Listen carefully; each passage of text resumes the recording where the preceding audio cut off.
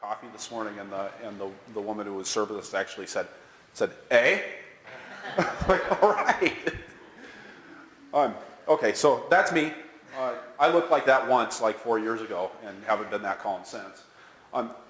Like Riley said, I've been farming since 1990. I got my start at Deep Springs College in California. We were right on the California-Nevada border, and it was a weird little liberal arts school out there. They had it's on a working beef and alfalfa ranch, and all the students work 30 to 40 hours a week on the farm. And I went out there thinking that I was going to be a cowboy, and they stuck me in the vegetable garden, and I learned two really important things. One was that I really like growing vegetables, and the other was that I was actually afraid of cows. And so it turned out to be a pretty good deal, and I've been farming ever since. Like Riley said, I farmed all over the country. It was when I decided this is what I wanted to do, I figured I may as well go and learn from the best people and learn as much as I could about my business. And had a couple of really influential jobs. One of the really important ones for what we're talking about today was actually doing a consultancy for Cascadian Farm, the big organic processor in Washington State, just as they were beginning to move east of the mountains, and we're dealing with some of the problems of just needing to be how to track and how to maintain their organic integrity through the process of right from growing up until the point the product was packaged and on grocery store shelves in distant markets. Up until recently, I did most of the work on the farm myself. I was involved, really in a very hands-on basis for a very long time. Bunched a lot of kale. I'm fast enough that actually, even though we had a lot of employees, I still bunched most of the kale. I think you guys probably know this experience, right? Anybody that owns a farm, you kind of get a sense for how that goes. Our farm's been influenced a lot by the fact that I'm a really lousy mechanic, and I have a little bit of a short fuse when it comes to getting my knuckles bloody on nuts and bolts, and so we've tended to invest in a lot of newer equipment. Rather than trying to get old stuff and piece it together, we've tried to have a profitable enough operation that we can actually invest new things, because there's nothing worse than sitting around with a bunch of employees standing out and waiting for you to be ready to go, and you're trying to get the tractor started and the tractor's not started. And one of the things, my neighbors, I grew up in the city in Seattle, Washington, and my neighbors, when the tractor doesn't start, they go, "Oh yeah, it might be the spark, or it might be the gas, or maybe you need to fiddle with this, or oh yeah, these old John Deeres, they're like this, and you got to do that." Me, I'm like, the tractor doesn't start, and that's like the beginning and the end of the conversation for me. So we try hard to make sure that we have stuff that's ready to go all the time. We do a lot of mechanical cultivation. Riley mentioned you have trouble keeping up on the bios, but there was 15 or 20 acres in cultivation. Obviously, we're not doing all of that with a wheel hoe or with hand hoes, where we've gone to doing a lot of tractor mounted cultivation. We grew the farm really quickly. We bought the farm in 1999. I don't think I have a map on here of exactly where it is, but we're tucked right up into the northeast corner of Iowa. We're about 3 hours from our major market in Minneapolis, but we're in this nice, beautiful hill country there. We were really distant from our marketplace, so we grew the farm very quickly so that we could overcome our barriers to getting to market. Because when you've got a 3-hour drive, that's a lot of overhead to maintain. So when if you're down here doing $40,000 worth of sales, it's really hard to justify loading up a truck and going to the Twin Cities when you're only taking $1,000 a week worth of product up there. You need to really be pumping out stuff. So we grew the farm very quickly. Rock Spring Farm has gained a reputation for doing really clean product, has always been our focus. We want people to be able to eat stuff right out of the box, even though we always tell them you're supposed to wash it before you eat it, because that's like what you're supposed to say for liability reasons, but we never expect anybody to actually do that. We've done a lot of work with extended season. In 1999, we bought the farm, moved on in the last weekend in July, and had hoop houses ordered by the last week of August, and we're turning wrenches and getting stuff put together for that. So like Riley mentioned, we do go year-round. We harvest spinach in the winter. We're able to do that. I've actually still got a crop going right now in the greenhouses that was planted last fall. And then we do a lot of storage as well, so storing carrots and beets and rutabagas and selling that stuff over the course of the winter. That's been a strategy not only to keep the cash flowing, but also to make sure that we're able to keep really good crew people on all winter long, so that we're not constantly retraining people every spring. We've worked really hard on having upgraded basics. So when I say that, I'm the largest radicchio grower in the state of Iowa, but that means I sell like 6 cases, okay?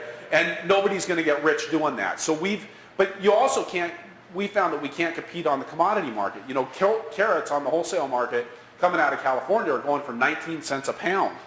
And I can't grow carrots for 19 cents a pound. In fact, I wholesale my carrots for $1.50 a pound. And so but we're able to do that because the carrots that we grow are better than your average carrot. You know, we grow a nonce hybrid variety, Boleros or Nelsons.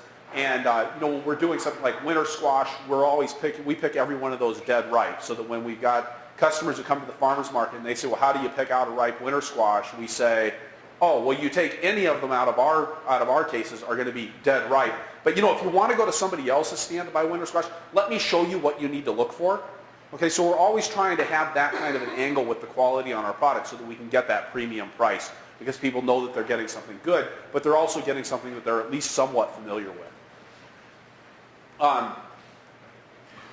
As we go through our talking today, you know, I like to always put in the caveat that you know, what I'm talking about with Rock Spring Farm, I'm not presenting as a model. This isn't a Joel Salatin or Elliot Coleman book where they sit down and say, well, if you follow these 10 steps, you're going to create a reliable result. What we're talking about is an example of how we've made things work on our farm, and hopefully giving enough context to what we're talking about that you're able to make decisions about what's going to work well on yours.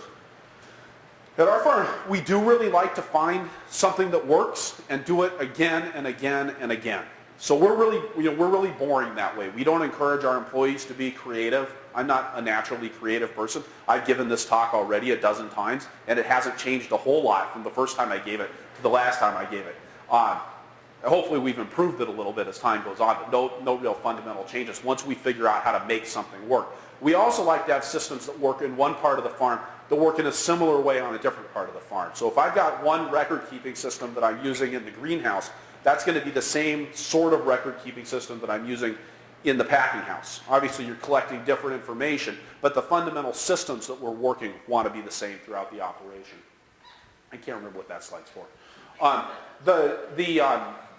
So rules of the game on our farm. When we talk to employees, we found it's really important to lay this out at the beginning of the season.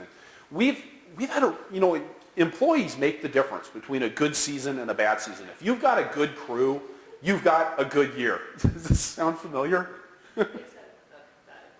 Yeah. And when you have a bad employment season, it's the whole season, right? It's a tear your hair out affair. It's why I wear mine so short, is so I can't get a grip on it when we have bad employees and rip it out. But we bring people in and we do everything we can to hire good people, but then we found that when we get them on the ground, we want to really get them nailed down. So our first principle that we talk about is that we want to get it right. We do whatever it takes, whatever we can do to get things right, okay? We don't, it's really easy for people to say, oh yeah, we have this joke about white people on our farm. They take their hose out to the field, right? And you say, you got to kill the weeds. And they take the hose out and they run it over the top of the soil. They may as well just be out there waving the hose around up in the air, because they think that doing the work is the equivalent of actually getting the work done. So we want to show people, hey, you got to get it right. It's not good enough to just run the hoe over the top of the soil. You actually have to run it under the surface of the soil and kill the weeds. Okay? That seems really fundamental if you're a farmer, but it's not as obvious to college students, especially the liberal arts students. We have a small liberal arts college in our town. We always encourage people to do our best, and we like to lay this one out at the beginning because sometimes it's not possible to do the best. Okay? We can't always get things perfect, and we can't always get things better than everybody else does, but we can do the best that we can do under the circumstances. When you get 18 inches of rain in May, you have to compromise on how things are going to go. But we do the best that we can do, and we expect everybody on the farm to pull with all of the weight that they've got. We don't, if you bring skills, even if you're like a math major, we expect you to use your math major abilities on our farm, not just be like, oh, I'm just hired to pick vegetables. We expect you to do the best you can. We always ask that people work with respect, and that's respect both upwards and downwards, and respect for the planet as well. And then we really try to emphasize the fact with our employees that we're all working to make a difference. And this is going to circle back as we talk about, particularly when it comes to marketing. I think the world's a pretty disappointing place. And, there's a lot of products that aren't as good as they could be. There's a lot of bad design out there. There's a lot of expensive, chintzy stuff. And there's a lot of really bad customer service. And we want our employees to always be thinking at every level, what can I do to make a difference in people's lives, knowing that those day-to-day interactions really matter and that having a positive response to customers, but also packing boxes in a way that provides good customer service and makes a difference for people, as well as just the general idea that as organic vegetable farmers, we are out there fundamentally trying to change the world. And we're trying to create a local food supply. We're trying to change the way we farm. So what we're talking about today is record keeping. And the record keeping system that we have now, our farm, and when I look back, I'm always like, really? People thought this about us? They've always said, oh, you guys do a great job of record keeping. And I think that was just because we actually wrote things down. We didn't necessarily have good systems for writing things down, and we didn't do a lot with the information that we had, and it didn't necessarily tie together as well as it should have. But because we were writing things down, we were already considered to be 2 steps ahead of everybody else. Okay? But in 2009, we had some big changes on the farm, well, starting in 2007, that really caused us to start having to systematize what we were doing and think harder about how the operation was working. And then and to really then think about what sort of data are we collecting and how are we using it and how does it all tie together. So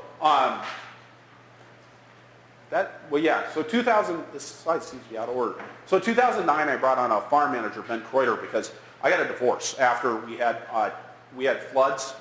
So I mentioned we're on the Minnesota-Iowa border. So there were some floods in Minnesota in 2007, 18 inches of rain in August over a couple of day period that wiped out whole towns and pretty much wiped out all of our crops that fall.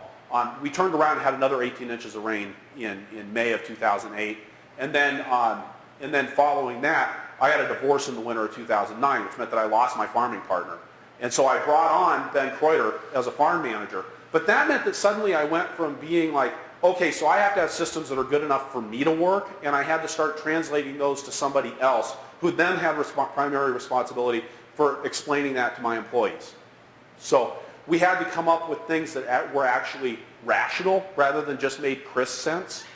And I'm a pretty organized and systems guy, but if you're organized and systems guy for yourself, it's really easy to come up with systems that are really convoluted and crazy or don't necessarily make a lot of sense to the rest of the world. Suddenly now I had to make up systems that actually worked for other people. Ben had a lot of influence on that, and actually a lot of what I'm talking about today, my employees get a lot of credit for. At the same time that I began going through those changes, I was also becoming more and more involved in organizing the Moses Organic Farming Conference. I was coordinating all the presentations for that and ended up becoming the co-director. It's the largest organic farming conference in the nation and is worth the 8-hour drive? Yeah, 8 hours. Okay, yeah, so thank you. And then I was also got invited by an organization, the Leopold Institute in Iowa, to go around to start doing some surveys of farms about the systems and processes that they were using about scaling up and getting larger. So we went around and were evaluating packing house operations, looking at how the different tools and equipment and processes that they had were fitting into scaling up and when it was important for farmers to be looking at making those kinds of investments in packing house infrastructure, in packing house equipment. And then out of doing those kinds of surveys, not only was I on the farm talking about that, but of course I was talking about the whole system and how their farm fit together fundamentally. And I ended up doing some more work with, ended up getting invited to come to farms and actually do some consulting. And so that's kind of where everything began to grow with what we now call Flying Rutabaga Works. And so again, I was spending more time off the farm, needing to do more delegation. The funny thing that happened as we began to do this is that there were things that for years we had been trying to do, like planting cover crops, that never seemed to get done because I always felt like I had to do them myself and I was always so busy doing other things. And then suddenly when I started having employees and systems for managing employees, then all of a sudden we started having things like cover crops getting planted because we actually had a system now for getting things done and a way of getting things on a list and a feeling that Chris Blanchard didn't have to be the guy who was making it all happen. It was really kind of a wonderful thing. We started farming up on the ridges as we expanded. I mentioned we got 5 acres of beautiful bottom ground in our place, but we're very high up in the watershed, so we don't have much flat ground at all. And so we've ended up farming up on the ridges, which means we're farming on contours. We were talking earlier about how much easier it is just to plow straight up and down the hill. Because once you start having to farm on contours, it's really easy to get people, well, it's actually hard to get people to drive a tractor straight, okay? But it's even harder to get people to drive a tractor crooked in just the right way, So we did a lot of work with that. In fact, you can see here, this is my oldest son was responsible for this bed spacing, and we had a nice little weed nightmare right there because he didn't know how to drive the tractor crooked.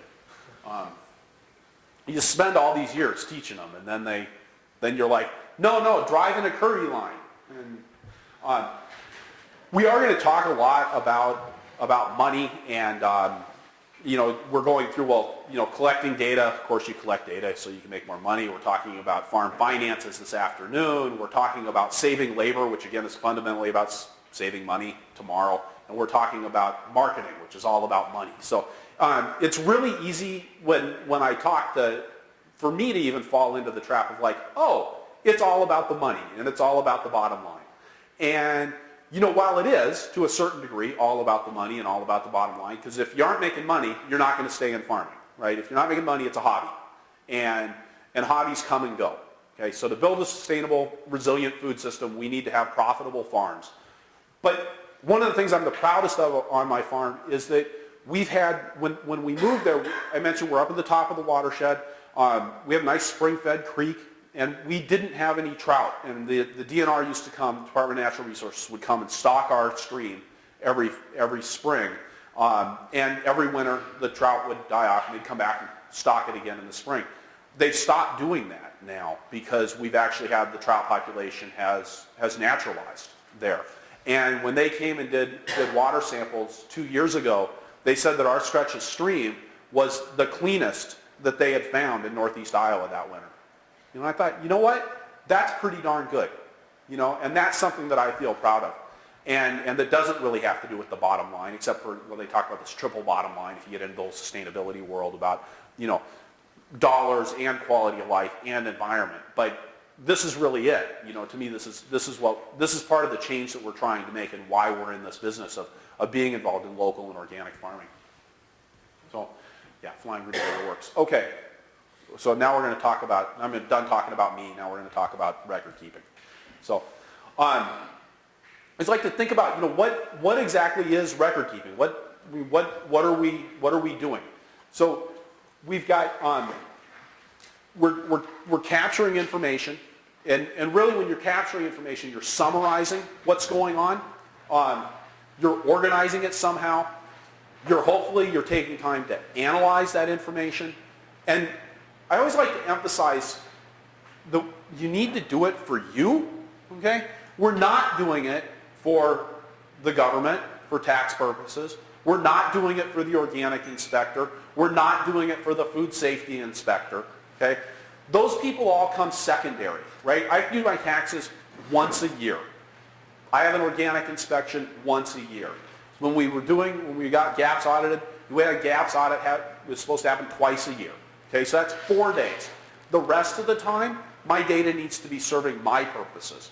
And those people can all interface with my systems, or I can extract the data from my systems in the way that they need it. But organizing around what they need doesn't make any sense. So that's part of what we're going to be talking about today. Because none of those things were designed for us. I'm sure, now I'm an international speaker, so I'm going to talk about you guys like you're all these strange foreigners, right? But I'm sure you guys have something similar to the Schedule F, which is our tax form for farmers. It's got 13 or 14 different categories that you're supposed to put all of your expenses in. Well, the reason that you're supposed to categorize your expenses on the Schedule F is so that they can evaluate your farm and they can look and say, okay, so other vegetable farmers, are they spending a similar amount of money on, say, supplies? Because if they're not, well, then you get flagged for being possible tax fraud and we need to come in and do an audit. That's the only reason that they care how much money you spent on supplies versus how much money you spent on fertilizer. That doesn't mean anything to the government. They just have you fill that stuff out so they can figure out if you're cheating them or not. Okay? And the same thing, the organic inspection is designed the same way, and even the food safety audits are designed, they're designed to catch you doing something wrong. They're not designed to reinforce what you're doing right.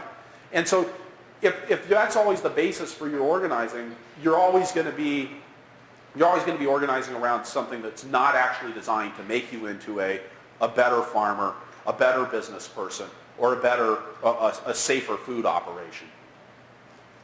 And there's when you look at all these different reasons why we have to collect data, external reasons, there's all this crisscrossing mishmash of conflicting priorities. And one of the interesting things that we're seeing now as we're getting more food safety, we just had a big food safety law that got passed last year, 2 years ago, the Food Safety Modernization Act.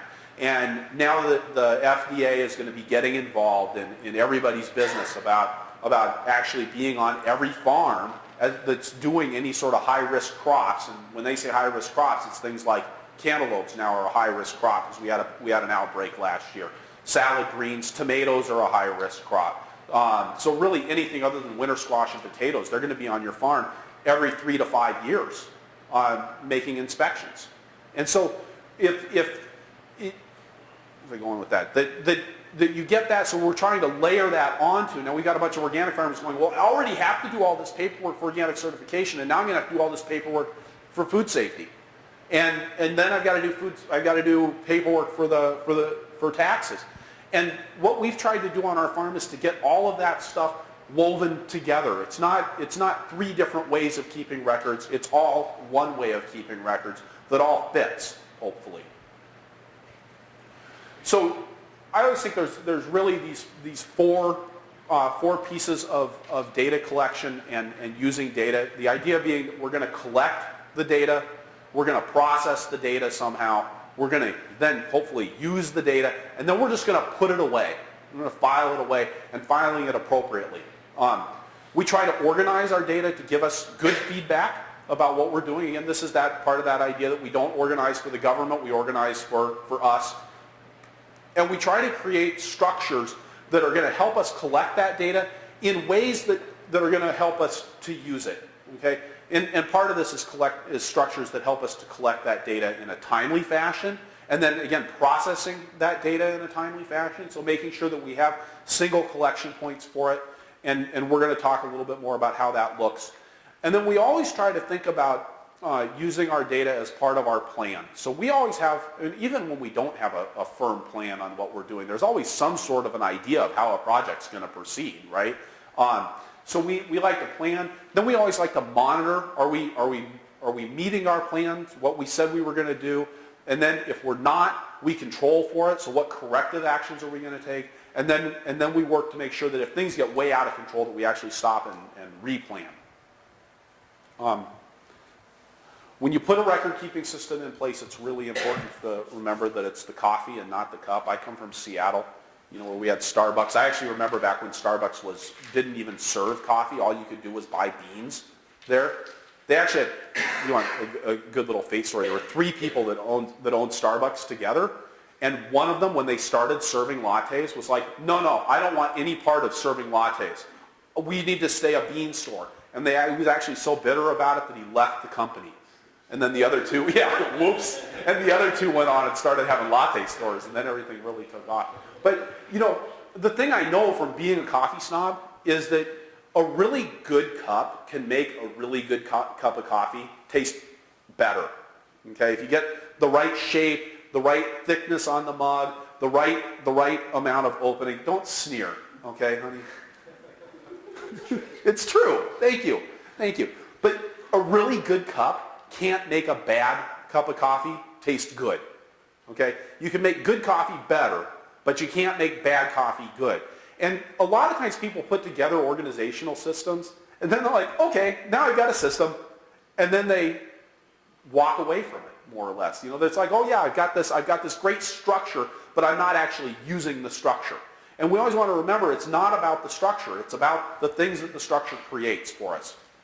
We want systems on our farm that are responsive. Farming, I've gotten into, of course now I live in Iowa, so I've gotten into big wave surfing lately. But I think it's a good analogy for farming, and especially for something like market farming. You've got there's this huge wave, you're sort of doing this controlled fall down the front of it. It's pushing you forward at a tremendous rate of speed, and sooner or later that whole thing is going to come crashing down, and you hope that you manage to get out the end of it before it comes down on top of your head. Okay? And we want to make sure that the systems that we've got are responsive and help us to be more responsive to the ever-developing situation and changing circumstances that we find ourselves in. We're not afraid to use a lot of paper on our farm. You'll notice that the handouts that I didn't print off every slide, okay? But so I'm conservative on that run, but that's the only place you're going to find me being conservative about using paper. Now, we figure a lot of people, I mentioned liberal arts students, organic hippie farm. We get a lot of people coming through and going, oh, you guys use so much paper, it's so many trees. And I'm like, okay, look, we use 100% post-consumer recycled content paper, and that means that the more paper we use, the more growth in the recycling industry that we're actually encouraging, and that's actually that's a good, So we will use a lot of times way more paper than we need to because it makes the record keeping easy. And it's also a great way to capture data. I love capturing data with a low-tech tool, organizing it with a high-tech tool. So this is my universal information capture device, okay? But then I take that and organize it in ways that then I can access it on a higher tech thing, okay? And that's a system that we use all over the farm. When it's right, we'll use technology for capturing information. And this is actually our time clock that we use, and I'll talk a little bit more about that later. And then you guys didn't know that Apple made a time clock, right? No. We also want to make sure that we've got systems that are easy enough to work so that we don't end up with a load of crap at the end of the season. Okay, if you've got systems that are complicated, what you end up with is garbage. It's garbage in, garbage out. 3 things that we try to include in all of our record-keeping systems are instructions, wherever possible. So here, we have a standard on our, well, I mentioned standard across the whole operation. So we write down at the bottom, this is our harvest log. So we've got complete non-shaded columns for every crop. Okay? We talk about the step code, which we'll hit later, and how to tag all containers or pallets with the lot code, what the lot code consists of. Now, we provide training in addition to this. How do you fill out this form? But then we want to back that up in making sure that people have those instructions all of the time. Now, when I say complete non-shaded columns for every crop, these, on our farm, any column that's blank, that isn't shaded, is required. Okay, must be filled out for every data point. Any columns that are shaded are optional. You don't have to fill them out. They're like working columns. Okay, places that you can take notes, write down goals or things like that. But anything that is not shaded, you're absolutely required to fill out. We try to have our forms incorporate some accountability into them. This is a really interesting thing that happened to us. So we have people write down the harvest crew here, and then we circle the leader. So whoever's in charge of the harvest crew that day gets their name circled. So that's somebody who's accountable for the quality of all the product. But we were having a lot of trouble with getting people to get the right numbers of things into the packing shed. So like we'd be going to pack 212 CSA boxes. So we'd say, okay, we need 212 bunches of Swiss chard. And lo and behold, we'd go to pack boxes and we'd come up 32 bunches short. And so here you are on Thursday afternoon. It's the highest stress time of the week. You're trying to get stuff packed out. You got somebody coming to pick up all their boxes at 4 o'clock, and we're trying to get all this done, and now you got to go out and pick Swiss chard. Now, of course, then the other thing you've got is you're going out to pick Swiss chard at 2 o'clock in the afternoon in an Iowa day in the summer. It's 85 degrees, and it's not going to be appropriately pre-cooled. It's not going to have the kind of shelf life that it should, or last as long as it should in the customer's cooler. And I was tearing my hair out about this, and finally I'm like, you know what? I actually said, God damn it, we're going to have everybody initial that they got their count right, okay? And that's this last column here is that the worker's initial that the count is correct. I'm like, and that way, boy, I'm going to go out and I'm going to kick some ass because people are going to get those counts wrong, and I'm going to knock heads together, and by God, we're going to get this fixed. We started having people initial next to the counts that they had gotten, that the count was right. We've never had a wrong count since, okay? So the great thing about accountability is that it actually creates a system where people start doing things right because they're accountable. It's not that you have to go back and have people get in trouble and get down on them about it. It was more of a hassle when we didn't have people being accountable, because then you're always sitting there going, well, whose fault is it? Once you make sure you know whose fault it is, there's no problems anymore. It's fantastic, really beautiful. I didn't know that I was getting it right. We also like to have our record keeping be in line with the workflow. So wherever possible, the record keeping isn't something that exists as a separate operation. It's integral to what we're doing. So this is our harvest log. We call, most of our logs are actually what we call plans and logs. So it's a harvest plan and log, or we'll have a packing plan and log in the packing shed. So we write down what we want, what our goal is. Okay, so that's the plan part. We want 85 heads of endive. We go out, how many did we get? We got 94. What field were you in? Because this is out in the field at the time that you're making the harvest, you're not sitting down at the end of the day saying, well, where did we harvest that endive? You write it down when you're out harvesting the endive. And then the other piece that's in here is, we've actually got down here, this is our pre-harvest inspection, which is a food safety requirement that we have now on our farm, where we inspect the field for evidence that maybe there have been deer walking through it or some other animal that could be carrying some sort of a food safety hazard. And we have people, so we actually make that assessment and make the record that we made that assessment right at the time that we're doing the harvest. So the harvest sheet is out there. We're doing the work already. So it's happening right in line with the work actually happening.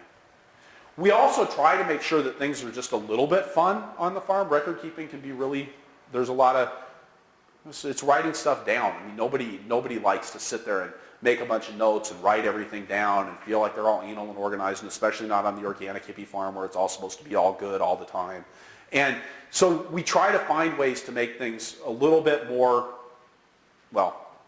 fun, right? It sounds kind of chintzy. We used to do everything on pastels. Pastel colored paper, so we had like this nice light pink and this nice light yellow, because we have all the forms are color coded. Okay, and then one day I was in Staples and I saw the Astrobrights collections of paper, and I'm like, why in the world are we using pastels? So now we've got bright colors around, and I think it just in general helps to liven things up. So we're always looking for anything that we can do to make the record keeping just a little bit better. The same thing with that easy button. Okay? When I do my bookkeeping, I actually keep the easy button on my desk, and when I get done doing my bookkeeping, I reach over and I slap the easy button. That's my little reward. And he goes, that was easy. And then I laugh because, that was so cheesy that I actually reached over, and it's so cheesy that I even have an easy button, right?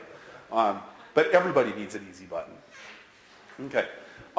So, best practices for doing record keeping, for capturing data, okay? You like how I did title this? I don't call it the record keeping workshop. I call it capturing data, because that just sounds so much more, vivid and highly intellectual. Okay. Now, on my farm, I'm the food safety director. I'm the bookkeeper. I'm the organic compliance officer. I'm the plumber. I'm the tractor driver. I'm the labor manager. I got all of these roles. So now you're going to ask me to do record keeping. That's just one more damn thing that I got to get done. So I want to make sure that I have systems that support that. Of course, it's a lot easier to get things done when you have a concrete way to get things done. You don't sit down and do the dishes. So, I do the dishes in my house, and I've got a 2-bay sink. Okay. Now I always have the dirty dishes on the left, wash in the first bay, rinse in the second bay, drying racks on the right. That's the system that I use for getting the dishes done. Because I have a system, I know how to get the dishes done. Okay? And I want to have the same kind of thing with doing my data collection. I don't want to have something that's different every time I go to do it, because I can do the dishes quickly and easily because it's always the same way, even though the dishes change. Okay? So we talk about this idea of collecting the data, processing the data, and then doing what the data tells you to do. I did mention the Universal Information Capture Device. I also like to call this my Amish PDA. Okay. Now, I recently made a big upgrade. I've been using this for a number of years. So this is really simple, right? It's just 3x5 cards and with a nice little binder clip. You'll notice that it's a colored binder clip, just because that's a little more fun than having black binder clips. And then I put covers on it, and I recently made an upgrade because I wrote which side's the front. Okay. That's the Universal Information Capture Device version 2.0. I really like the note cards rather than those spiral bound notebooks, because even though it's a little bit thicker, there's a little bit harder to handle. They hold up better. They don't have the same tendency to fall out of my pockets in my shirts. And yes, I do always wear a shirt that has a chest pocket in it. Okay, I don't wear shirts that don't have chest pockets. That's like the first requirement, because I have to have a place to put my notebook. And it's always in the same place, so I always know where it is. When I'm in bed, it's sitting next to my bed in case I have a thought. And I write down everything in it. I mean, if random thought, if I think of a great birthday present for Angie, I sit down and I write down the birthday present for Angie. That idea goes in there. And the same thing about if my daughter tells me something about school, that gets written down. And if I see a bug out in the field that I need to deal with, that gets written down in my notebook. Anything that comes into my world is getting captured in here. The other really nice thing that I found is these, it's a Fisher Space Pen, okay? And I'm going to geek here just for a little bit. But these are great because they're small and they're light and it's brightly colored. I used to use cheap ballpoint pens that I keep in my pocket, and I never had them. Because if you're the guy with the pen, what does everybody else do? Can I borrow your pen? Okay, so I'd always given my pen away to somebody else. And if you give them the cheap pen, they don't give it back. Okay, you give them the space pen, you actually get the space pen back. And the other great thing about this, it's got a stronger clip on it, but if you're a guy and you do your own laundry, which now I've had to learn how to do, right? I'm really bad at checking my pockets. This sucker goes through the laundry and you don't ruin your shirts with ink stains, which is just like the best thing. And this thing goes through the laundry, and when you combine it with this ink, you can still read what you wrote when you get done with it. Okay? Very important, critical thing for any of you bachelor farmers out there. Everything then in my world goes into my inbox. Okay? So as much as possible, if I've got pieces of paper in particular coming in, but anything else, packages, all get funneled into this one central collection point. Now, my farm manager has one of these in the packing shed. I've got one in my office, and in my office it sits at the corner of my desk that's the closest to the door. And again, when I say everything, this is invoices, notes from my notepad. So at the end of the day, I'll open this up and I take all of the note cards out that have anything written on it, and I throw those into my inbox. Okay? Because the key thing here is I'm separating the noticing from the doing. Okay? So this is the collection process, and then I'm getting this all to one single collection point. Okay? I do the same thing with all my electronic stuff. It all goes into an inbox. Okay? And then every day I'm gonna process that inbox down to 0. Okay? And I want to get it completely emptied out. I want to look at everything, decide what it is and what it means and what I need to do about it, and set it up for that appropriate next action. Now, a lot of the data that and again, when I say everything, when my daughter brings home her report card, it goes in my inbox. Okay? How many people here have kids?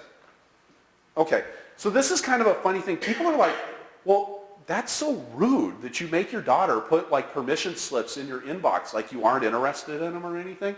And I'm always like, no, it's not, because it goes into my inbox and it's going to get processed every day. And she knows that when something goes into my inbox, it's going to get on my calendar, it's going to get on her calendar, the permission slip's going to get signed, the check's going to get written, and it's going to get put back in her inbox, and then she can take it to school. She's 11. Okay? And she knows that this system is going to work and that it's reliable and consistent. We're leaving something on the kitchen table or trying to remind me as we're going out the door to the bus, and she's like, oh, I need a $5 check. That just doesn't work, right? It creates stress in everybody's life. This is a way of actually relieving stress and making her feel even better taken care of than I hope that she already feels. Now, I like to file things and not everything gets filed, right? I have a to-do list. So if something indicates, if I've got a note that says, oh, there's cabbage loopers on the broccoli in field 31, then I'm going to make a note that says, okay, what do I need to do about that? Oh, I need to spray. Okay, do I have what I need to spray? I don't have what I need to spray. I need to order some BT. Okay, so order BT would go on a to-do list for me. So all of this is cribbed out of David Allen's Getting Things Done. If you're looking for a really a good book about systems for managing all of the inputs that come into your life. So something like that, I go on a to-do list, and then I'm just going to take that note card and either file it. Now, that becomes part of my organic field log. I put a date on it.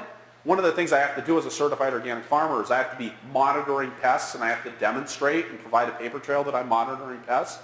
So now I've made a note, and I'm engaged in monitoring pests. Okay? So I might file that away in my field log, or I'm just going to throw it in the recycle bin. Okay? The other thing I would do, and particularly on the financial side of things, is I file things according to what I'm going to do with them next. So we take, for example, all of our credit card receipts, all of my credit card receipts, and I have 2 different credit cards. So the Visa 2994 is the farm card, and everything there is just going to get, anything that was paid for with that credit card is going to go into the Visa 2994 file.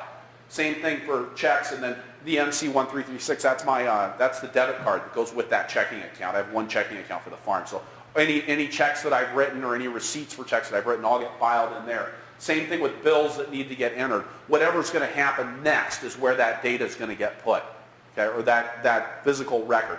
And then I don't need to worry about it, and I've set myself up for the next step that I have to do. The worst thing when you have a job to do is to have a big pile of undefined stuff. Okay? When you sit down to do bookkeeping, you want to be able to work in batches. You don't want to have to work with, 1 credit card, 1 check, a different credit card, another check, and now a bill, because you're constantly switching tasks that you're doing. You want to kind of batch everything together as much as possible. We use email as a really important capture and communication tool on our farm. We use Google Apps because we like it. It lets us, I get to put the little Rock Spring Farm logo up in the corner of my webmail. And so we have a dedicated RS Farm address, and anybody who's important on my farm has a rsfarm.com address.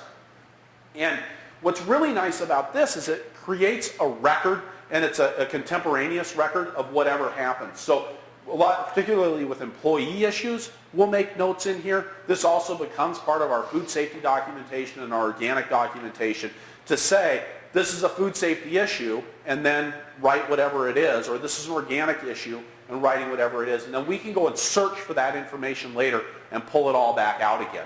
And it's a nice, easy way to capture stuff and communicate at the same time. Now, I mentioned that inbox gets processed to 0 every day. I do the same thing with my email inbox, because that'll stress you out quicker than anything else. Okay? So knowing what's in there, and then you're able to be responsible and responsive to whoever's needing input from you. You make sure we get a lot of our orders come in via email. They're all being processed. Okay? Bills that come in via email are getting captured. Receipts are all getting entered in a timely fashion, or captured off of the email in a timely fashion and getting filed away in that receipt filing system for later bookkeeping. And so that when I do my bookkeeping, I don't have to go looking for receipts in my inbox. They're already taken care of. Okay. This is a little trick that we use all over the farm, really, is we call it the service cross. This is something I ripped off from when I worked for UPS. And they do this when they try to drop off a package that they need a signature for and you're not there. They put what they call a service cross on it. And it's basically just a reminder that says, hey, we need to start writing down certain pieces of information. And so we do this, and not everything gets written down. It's not like this is the payment method here, 2994. That's that Visa card that we use on our farm. That gets written down. It's not necessarily that it has to be put in the right place, but this just reminds me that there are 4 pieces of information that I need to capture about anything financial. I need to get a date, I need to get what it is, I need to get what it's for, and I need to get how I paid for it. And so we do this, I do this on notes that I take at meetings are the same way. I put that service cross on. It draws your eyes to it. So you can always see, oh yeah, these are notes from a meeting that was on this date and had these people there. It's just a reminder and a way to say, hey, there's a certain bunch of info that you want to write down that's the key data about what this piece of paper has on it or is for. With our bookkeeping in particular, this is, I mean, it's pretty clear what this is, right? If you look at it, you can spend a couple of moments to go, yep, it's a 2994 credit card, and it's for, you know, gee, yep, must be for gas, right? But I always try to make sure that we write down the right amount of information on something to actually, to be able to get out of it what we need later. So in this case, we just use this abbreviation on our farm. It's C-gas. That's gas for the farm car. Okay? And we'll talk about how I process those later. We don't actually keep track of these by where we buy the gas. It just all goes into one bucket called car gas. Okay? And now, I don't need to write down on this that it's a 2994 credit card because I only pay for gas with the 2994 credit card, so that's kind of a given. And I do all my own bookkeeping. If I had another bookkeeper, I might write down C-gas and then the 2994 on there. There's just a little thing about batching our work in QuickBooks. Yeah, again, using color is a really nice thing to do on the farm. I already talked about that. And then we really work hard to organize our information after we're done processing and doing stuff with it at a level that's appropriate for the way that we're going to need to access it later. So, particularly with bookkeeping, this is important. Who here does their own bookkeeping? How often do you have to go back and actually dig out a receipt that you've filed away after you've done your bookkeeping? Regularly? Once a month? Once a week? Yeah, 4 times a year. 4 times a year? That's what I found. I mean, you know, I'm probably twice a month that I have to do it. And I know a lot of people when they do their bookkeeping, they go through, they process all of the information, and then they've got a big pile of receipts that then turn into another job called filing. And they file their receipts by vendor or by account, right? I file mine by month. Because the amount of time that it takes me to file by vendor or to file by account is more than the amount of time that it takes me to search through a pile of receipts from the month of November and find what I was looking for. You know? So I want to have the appropriate amount of effort going in at the front end that's I guess scales to the amount of effort that it's going to take to get that information back out at the other end. And because I file by month, all I'm doing is as I'm doing my bookkeeping, I grab a receipt from over here, I put it on the table in front of me, I enter the data into the computer, and then I take that piece of paper and I put it over here in the current month file. And that's it. And my filing is done. It's not a separate job. There's no 2-file pile. It's just taken care of. Because, again, the amount of effort that I'm going to have to put into getting it out, it's twice a month, and it takes me 5 minutes twice a month to go and look for something, if that. Sometimes I get lucky and it's still sitting up on top of the file. And even if it's in the wrong month's file, I can still find it. Because in QuickBooks, in my bookkeeping program, I can look and say, oh yeah, that was in November, so I'm going to go get it in November. And if it's not in the November file, maybe it's in the December file, or maybe it's in the October file. And even that, it just doesn't take that long to come back out of it. And I try to do that across my entire filing system. We do that with all of our log sheets. Our packing sheets all get filed together, and they get filed in rough chronological order, which means that we take them off the clipboard and they go, because they're on the clipboard. So if you put today's sheet on top of yesterday's sheet, they're in reverse chronological order, right? So we file into file folders in reverse chronological order, but we don't take time with the sheets that we pull off the clipboard to double check and make sure they're all in order. They just get pulled off the clipboard, they go in a file folder, and they get filed from back to front. And that's just, and it keeps it really simple, and it makes it fast, and it makes sure that the job is actually done instead of turning into another job. And the number of times that we actually have to go back and get a particular harvest data from a particular date is very, very rare. Okay? So it happens once a year when the inspector comes and they want to do an audit trail for us. Things that we track then. So on our farm, we track all of the inflows, right? This is really fundamentally, whether you're doing organic certification, food safety, bookkeeping, whatever, you're tracking inflows of money, of inputs, of seeds, okay? You're tracking outflows. What did you sell? How much money did you make? What were the quantities? How many beets went out the door? And then we track the actions in between. Okay, what did you do to the stuff while it was there? Okay. Inflows, okay. Time, we track time. I mean, that's a kind of what did you do with stuff while it's there. This is I mentioned the iPhone app that we use for tracking time. This, I used to use a really fancy time clock with sliders, and it was supposed to connect up to the internet and blah, blah, blah, and blah, blah, blah, and the thing never worked right. And finally we got smart, and I went and I bought an iPod Touch off of eBay for like $75. And we bought a car mount, and we screwed it to the shelf, okay? And then this becomes our time clock. The app cost me $5. Once every 2 weeks, my crew takes all the information in the app, and they hit a button, and they email it to me. And then I can process payroll from there. So always looking for good solutions that way. Yeah, QuickBooks is a major tool on our farm. So we're tracking all of our financial data. So we have all of that is organized to make the tracking easy. And then we're tracking the actions that we take out in the field. I want to know, when did I till that field? How deeply did I till it? How long did it take to till it? Okay. We're tracking things that go in a CSA box. So we actually have a really good idea at the end of the year, how many pounds of broccoli did we ship to our CSA this year? How many pints of cherry tomatoes? And we can use that, and we're going to talk some more about this. This will actually be tomorrow afternoon's talk about actually using that data to come up with a cost of production. What is it actually costing you to produce that CSA box on your farm?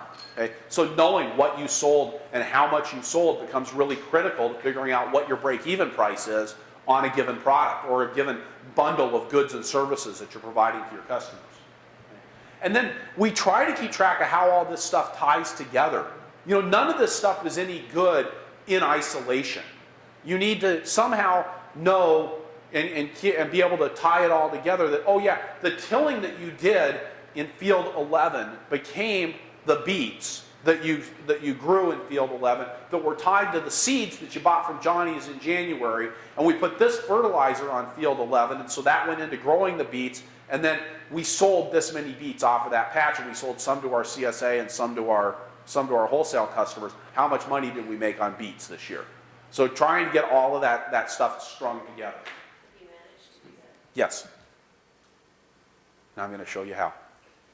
You have to stick around for 2 whole days to do it, but it's actually easier. It's easier than it sounds. Okay, and again, tomorrow afternoon we're actually going to be going through getting good cost of production data and a way of actually getting to what does it cost to sell your product through a CSA, or what is it costing you to sell through a farmer's market, or in particular, through a wholesale market, because that's what I was asked to talk about, but it all does string together. This is our generalized list of the kinds of things that we're tracking on our outflows. Now, all of our outflows, well, we label everything on the farm. I like to make sure that I know what everything is. So when we harvest product, we're going to write down how much did we harvest, what field did it come out of, what crew members were working on that harvest, and what day did we harvest the product. Okay?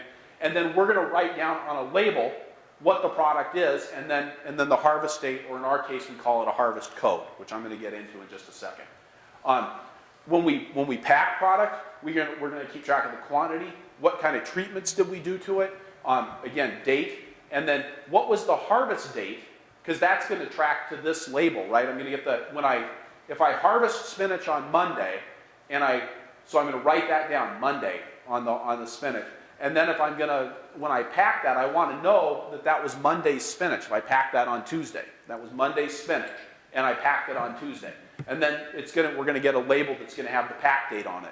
And then when we ship out, we kind of do the same thing. So we're going to write down the pack dates on our shipping, from our shipping information, who was shipping, the fact that the truck was clean. We do a lot of our trucking, actually all of our trucking is done by other companies. We don't own a delivery truck anymore. But we need to make sure that the trucks that our product is going out on have actually been cleaned and maintained.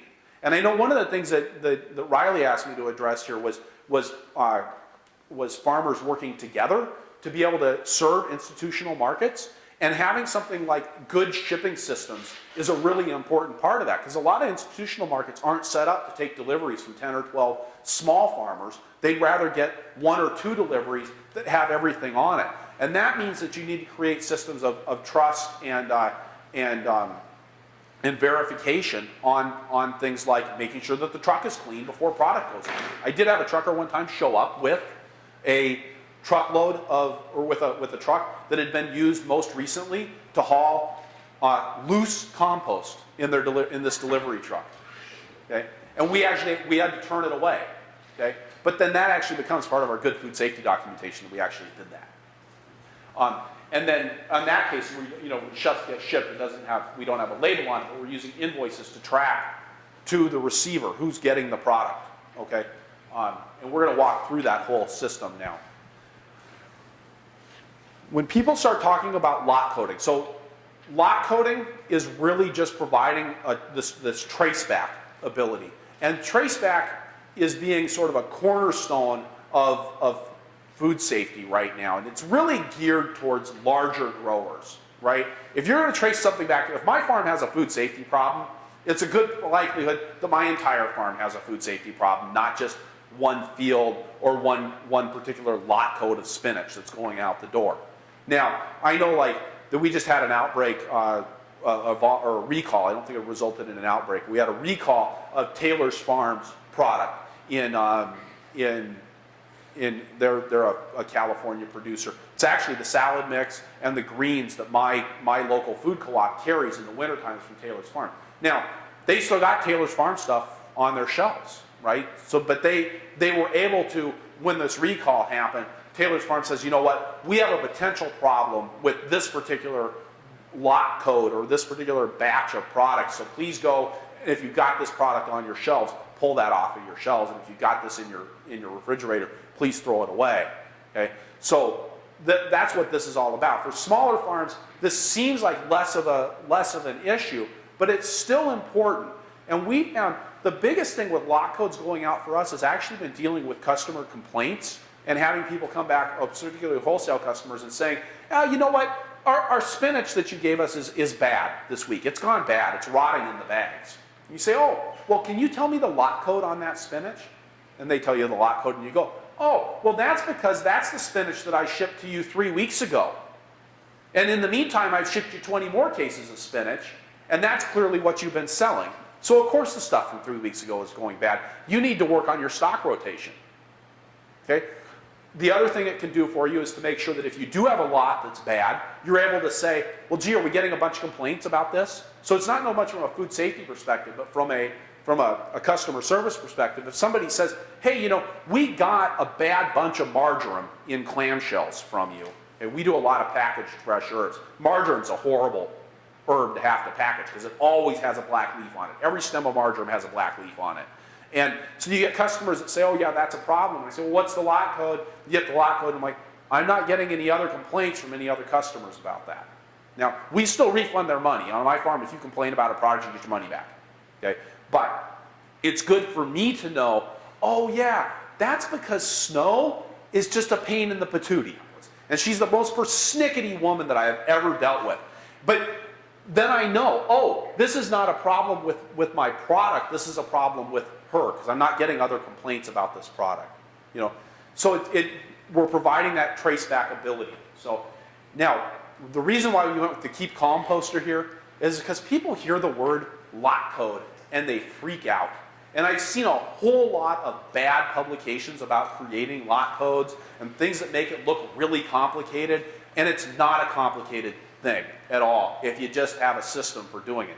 But I want you to hold on, because I've refined this part of the talk over many, many conversations with people who are not mathematically inclined and who look at numbers and go, okay, so we'll just hang on here. The system actually does work, and this is what I provided you in your handout. And if I can borrow that for a second. So what you've got here is two different. This packet is going to be the most important slides from this next section. Okay, and then this thing is actually the instructions that we use to teach people on our farm how to do a lot code, the way that the Rock Spring Farm way of doing a lot code. Okay. Thanks, Jeff.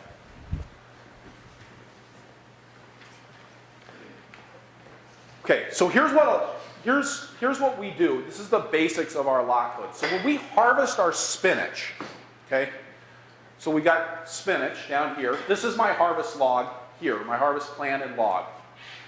And so there's certain information that comes out of, that's associated with the spinach that we've harvested, right? So we call this our input information. So this is the crop, right? The amount that we got 73 pounds of spinach, and it came out of field M2. On our farm, we have mobile high tunnels, and one of them's named Moby, and the other one's named Charybdis, so those are fields M and C, and one location is called M1, and one location is called M2, because they move between two locations. And then the same thing, we have C1 and C2. So this was spinach harvested in January, okay? So there's certain information about that, all right? There's this other bit of it, well, okay, so we harvest that, and then there's other info that results from that, okay? And so this is, on our farm, we use a step code and a batch code. So every time that we handle a product, it has a step code, and the step code gets increased each time we handle it. So harvesting is the first time we've handled the product, so it's always a step code of 1. And then we have a batch code, and the batch code is just a way to keep track of the information, or of different lots of things. And I'll talk a little bit more about that in a moment. And then we also use a date code on our farm to keep track of the dates. So this piece of paper, this pink sheet of paper, is what's tying this spinach harvest through the harvest input information. We write down some data, we generate some other data about the output, which is that we end up with boxes or crates of spinach, plastic bins of spinach, that are sitting in the cooler, okay? And those have this lot code on them here, okay, that's concatenated from this data here. Let me show you how that goes. That's what that does. That's what a lot code is for. It's for tying, the lot code ties back to a piece of paper that gives you a bunch of other information that can tie back to the action that you did and where that stuff came from. Okay? On our farm, we came up with a lot coding system that actually worked, because I've seen a lot of lot coding systems that claim that they track back to the day and the field from which something was harvested, because that's what we're supposed to be able to do from a food safety and organic certification basis. But I've seen a lot that don't actually do that. So when we sat down and said we wanted to come up with a lot code system that worked, we figured we wanted things that were going to be based on the context in which things happened. We wanted our lot codes to be unique. Now on my farm, we do a lot of storage crops, but that can mean that in the fall, I might be harvesting beets on October 15th, but I might also be washing beets on October 15th, except that the beets that I'm washing might be the beets that I harvested last week. The beets that I harvested this week are going into storage. The beets that I harvested last week are getting washed. I need to make sure that the beets that are going into, the dirty beets that are coming out of the field have a different lot code on them than the beets that are being cleaned. Okay? We also have some crops like shallots that go through several different stages of cleaning. And I mentioned earlier the importance of batching our work. So we would oftentimes take shallots through 3 or 4 different processing steps, and I want to be able to track what stage things are at in each of the steps that they've gone through. So I need a unique code for each of those steps.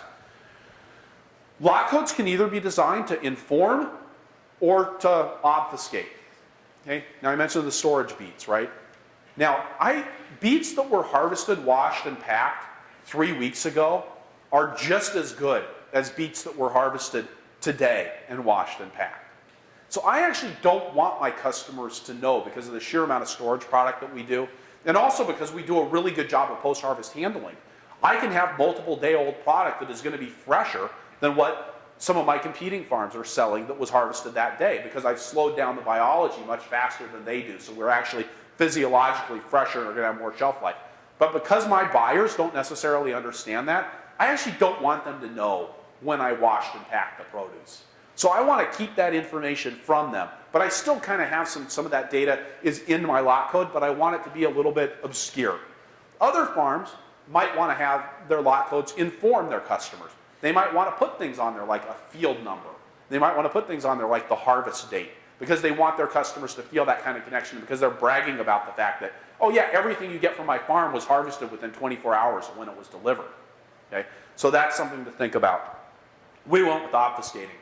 We wanted a lot coding system that would manage mixed lots. In other words, if I've got beets from one day, for beets that were harvested on October 15th and beets that were harvested on October 17th, and I'm washing both those beets on October 31st, I want to make sure that I've got a way to manage the fact that all of those beets are getting mixed together. And I wanted a lot coding system that was universal, that worked for every situation on our farm. So the lot coding system that I'm going to introduce to you now was developed for our harvest and post-harvest handling side of things, but we actually use it all over the farm. So we use this to actually track a packet of seeds from Johnny's all the way through the process of, so let's say it's something like head lettuce seeds, all the way through seeding in the greenhouse and then getting out to the field. And we use the lot code to keep working through that entire step. Okay, so here's some spinach. We harvested this spinach, this is the same packet that we saw before, on January 17th of 2012. Okay, so it's going to get a lot code, and that lot code is, this is our universal lot code on our farm. We've got the year that it was harvested. Now, I do a lot of multiple year stuff, and this is actually something we put in place for plantings because I do a lot of perennial crops. So by having the year on there, that lets us know that, well, it lets us positively identify when that planting went out into the field. It's hard to keep track of what year you plant at the time. By giving it a number, we can keep track of that very easily. Okay? It also helps us because sometimes I do have some crops like shallots that I can still be selling last year's shallots right up until the point when I'm starting to sell this year's shallots. So I wanted a way to handle that kind of overlap. Now we use a Julian date for our date. So this is the number, the day of the year, right? So this is January 17th, okay? So how many days have gone by? How do we know this? Because we use a Google Calendar that has the day of the year on it. Okay?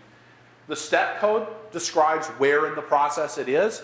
So every time we handle the product, that step code increases by 1.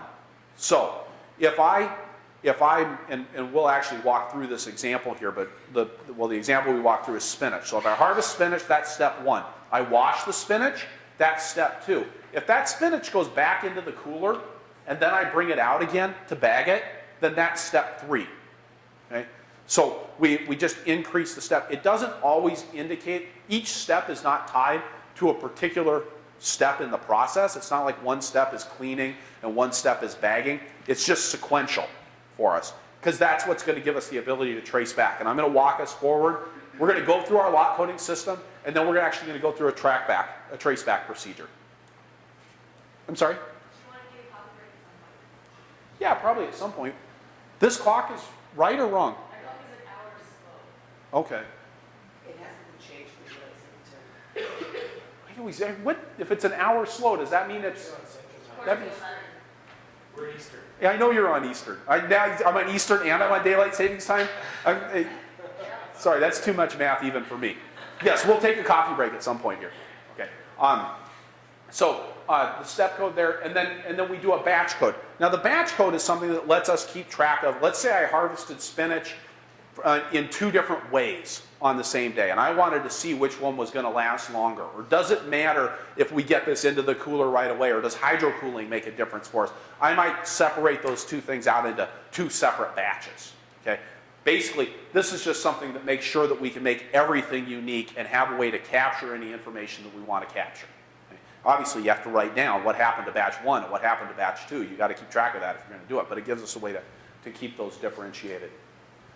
So, in this case, the spinach, then, our sheet, we have 1 harvest log per day, okay? So this sheet is going to have the 2017, that's the date code, the 17th day of 2012, and then it's step 1 because it's a harvest sheet, and then it's batch 1 because we're only keeping track of 1 batch of spinach.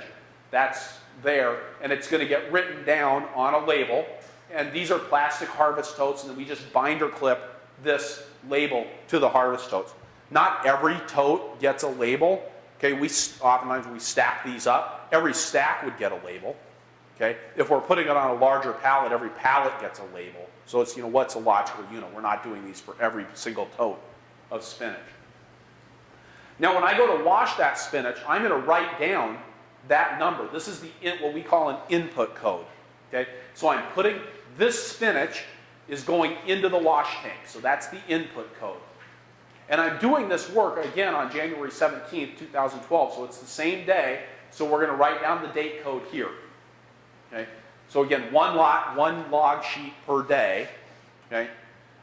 So if spinach is the only thing I do today, and then I do carrots tomorrow, this spinach sheet gets taken off the clipboard and filed, and I get a new sheet that starts for the next day. And then what we're going to do then, and this is what's in your instructions, we take this date code and we change it to the current date code. So that, I said we're doing this on the same day, so that actually doesn't change. The step code increases by 1 at each step.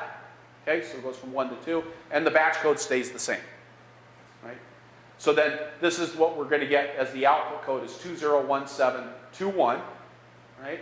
And then that's going to get clipped onto the totes of clean spinach. Now I found, for us, we like to take that clean spinach and put it back in the cooler overnight.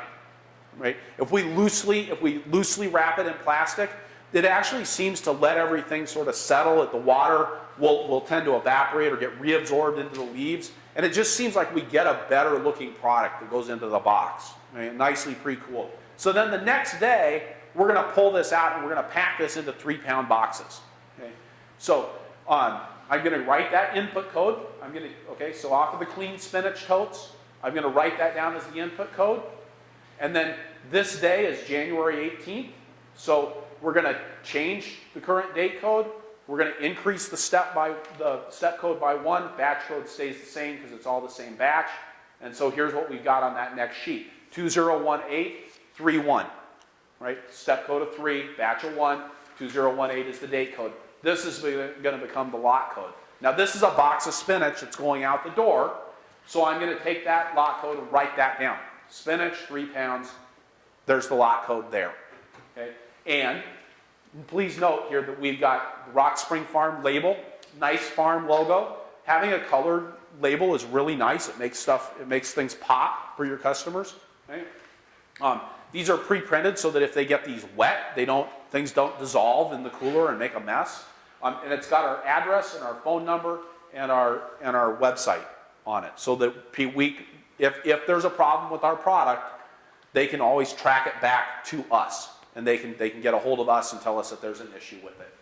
Is that on every package? Every package that leaves the farm has a label on it with this information. And what would you do if it was cantaloupe? I might put it on the bin.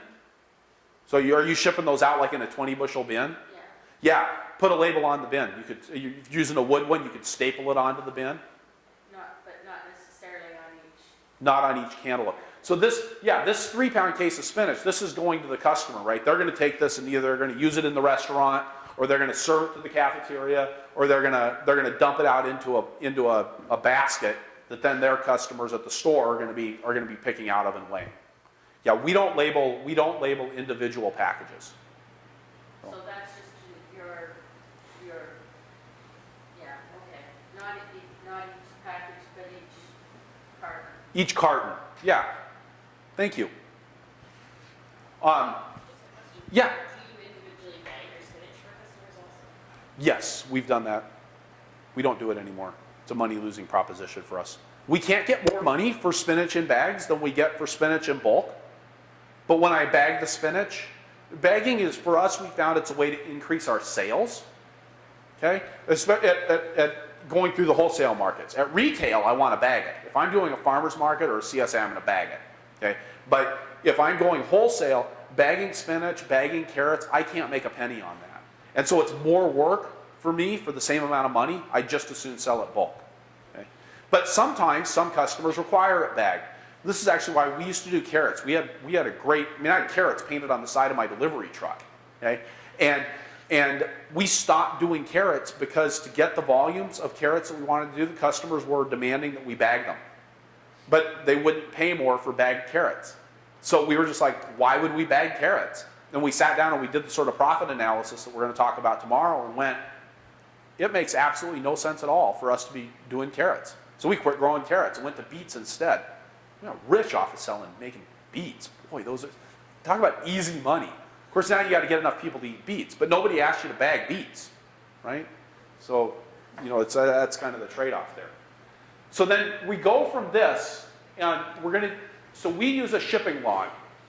Now, this is how we get around having to put individual lot codes on our invoices. Because I need to be able to track my product one step back, so I'm tracking it back to the field and the day on which it was harvested. And now I also need to be able to track it forward to the customer that received it. Okay? I don't need to track to the individual who takes it, but I do need to track to the store or the restaurant or the food service department that gets this. And if I'm selling beets, and again, I'm going to get a little bit hung up on the beet example here, but if I've got 2 different lot codes of beets that go on the truck, I don't know which beets are going to go to which customer, right? So I don't want to put a lot code on their invoice that might turn out to be incorrect. So we do this end run around this. So we have this shipping log, and we're going to write down the product and the pack, so 3-pound boxes of spinach. We're shipping out 12 of these today, and I'm going to write down the lot codes that we're shipping. So if I was shipping 2 different lot codes of spinach, I'd write both of those down in this area, okay? And that tells me that that's what's going out the door.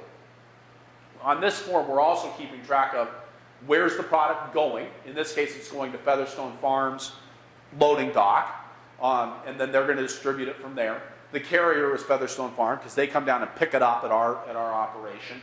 Who put the pallet together, right? Did we have 13 cases of beets or did we have 12 cases of beets? Well, Ben initialed it, so we make sure that we got 12 cases of beets.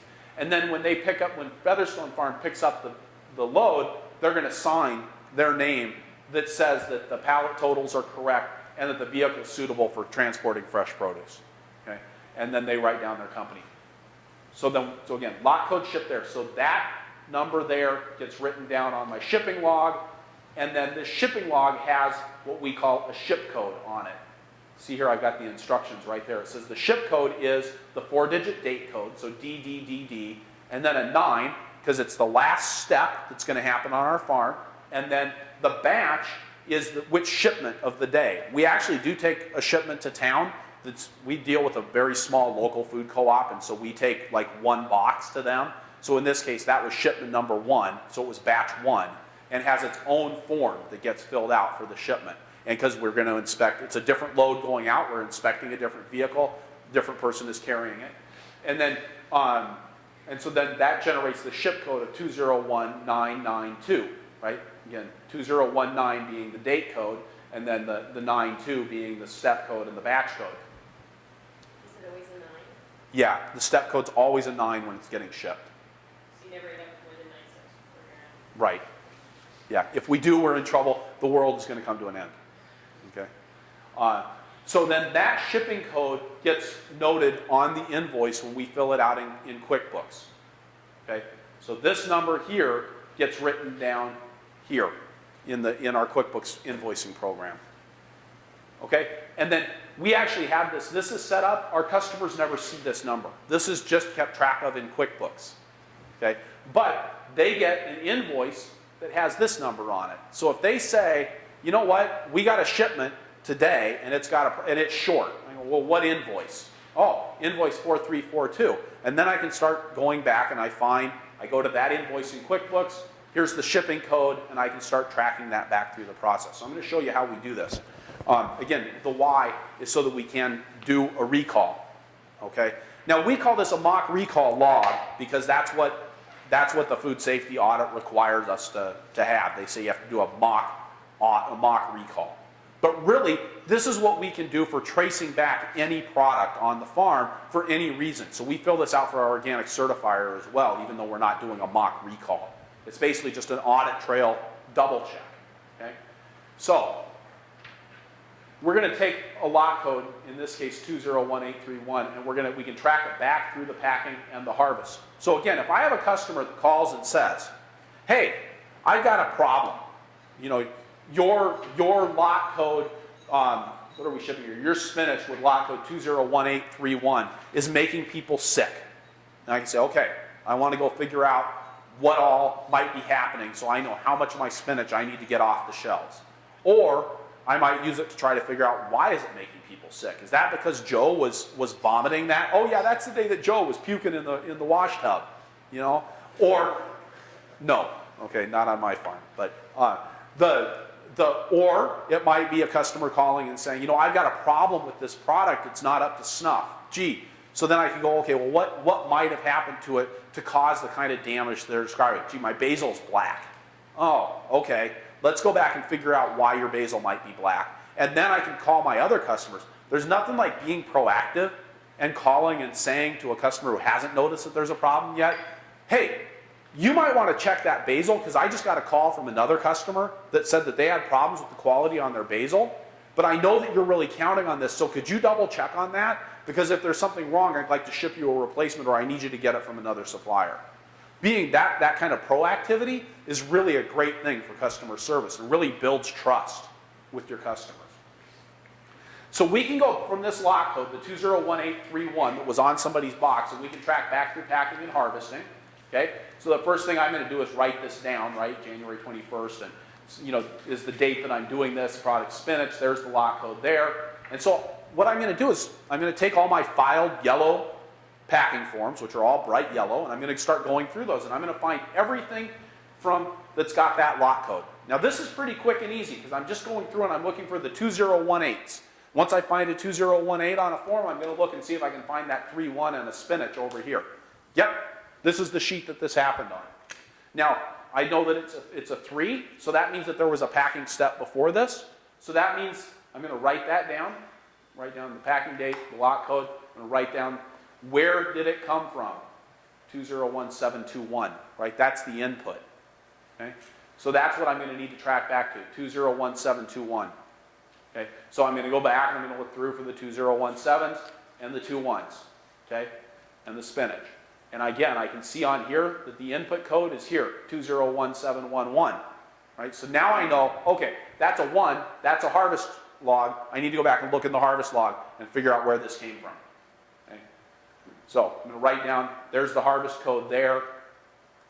So 201, look at 2017s on the pink sheets. And I'm going to go, okay, here we go. And now I can see, hey, boy, I better go talk to Hannah and find out what might have been wrong with that spinach. Oh, yeah, boss, I noticed that had a bunch of spots on the leaves. I should have said something to you. Had that happen once, 200 cases or 200 pounds of spinach down the toilet, because we had spots on the leaves that nobody said anything about. But now, and as an employee management tool, that doesn't necessarily I mean that I go out and yell at Hannah, right? I say, oh yeah, we need to correct that in the future. But it gives me a chance to say to the right person, I need to fix this problem. Okay? And then I can look on this form here, and I can see, okay, this came out of field M2. Okay? Now, if it was a food safety issue, and this is happening relatively quickly, I might want to be out in field M2 going, okay, did the deer walk through here? Is there a sign of animals?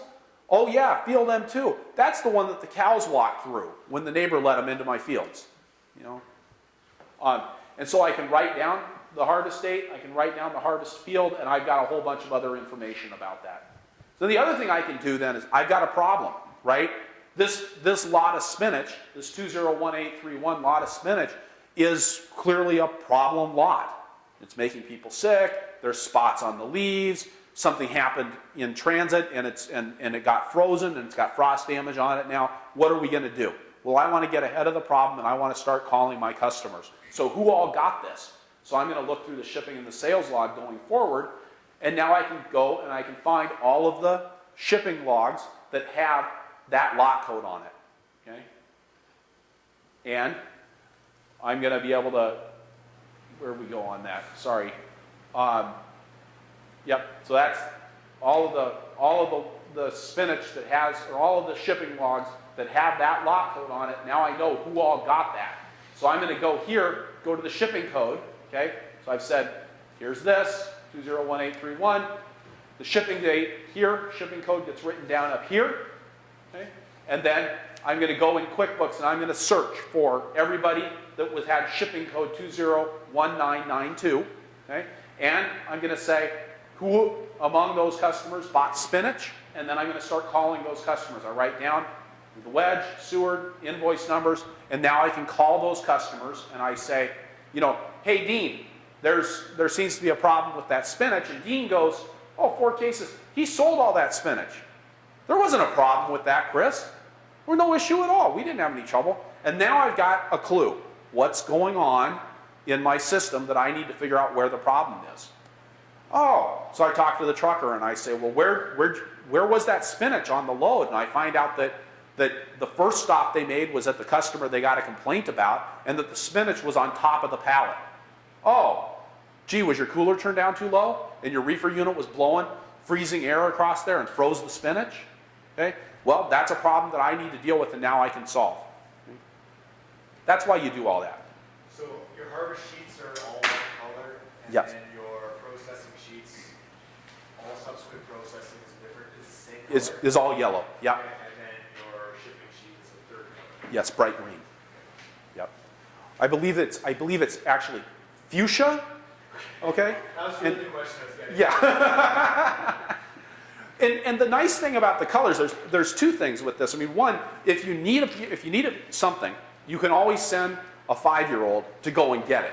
If you send a 5-year-old for the harvest log, they don't necessarily know what that is, but you can send them for the bright yellow one, and you can also see, from across the packing shed, what it is that you're looking at.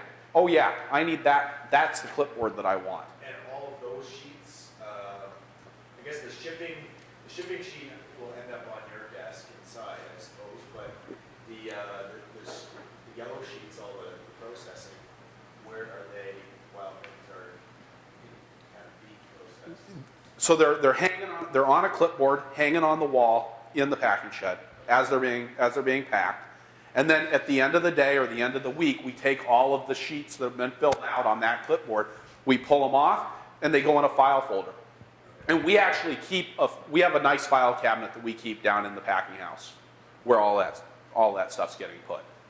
And finally, if, say carrots come in or potatoes, and they come in and they get washed and then bagged right away, so the two steps happen, one right after the other, Right. they get a single step or batch, or the batch code's gonna be the same. Or yep. And the step code might also be the same. So the example that we would use with that, if anything comes into the packing house, now it's going to get a yellow form. Right. Okay? So in the field is a pink form, in the packing house is a yellow form. Now sometimes we pack things right out in the field, like kale that we harvest on a nice cold day. We might pack that kale into boxes out in the field, and that might get shipped with a lot code that has 2017111. Okay, if we don't do anything to it after harvesting, it's going to get shipped with a step code of 1. But if it comes into the packing house and gets handled in the packing house, now it's going to get that step code is going to be increased to a 2. And anytime, basically for us, we call it a handling step. If it goes in the cooler and comes back out of the cooler, it's a handling step. That's our definition of a handling step. The first question was about grain and how to handle something like this for doing like a grain harvest. Okay, and thanks for asking, because the way that you can tie this in with anything is to keep in mind that the whole goal here is to have a piece of paper, because that's the key unit that's tying one action, that's tying actions with things. Okay, so you've got, if you want to do this for grain, what you would do is, assuming that you're harvesting grain into a wagon, okay, and then you bring that into your grain bin, okay, so you're going to put that in the grain bin, so you'd write down, well, on this day, I put this many bushels into this bin, and those bushels were this crop, and they came from this field, okay, and I put them into the bin. And then when you take them out of the bin, you're going to write that down. Well, I took this many bushels out of that bin, and I ground them up, or I added them into this pig feed. So you might have a form for making, for mixing your feed, right? Well, what bin did it come out of? What date did you take it out of there? And for each different ingredient, okay? And that would go on your form, and then you could create a lot code for that feed. If you're a small scale grower, maybe you're grinding feed for a whole week, okay? So then you would assign a lot code to those bags or that new grain bin with the feed in it, or the feed hopper. That would get a lot code that says this is what this is. And then when you feed that out, you'd say, well, I'm feeding this lot of grain to those pigs. And the advantage that has then is if you're a grain grower, right, you have a problem with the pigs, now you can go back and start saying, well, gee, why why did those 4 pigs drop dead?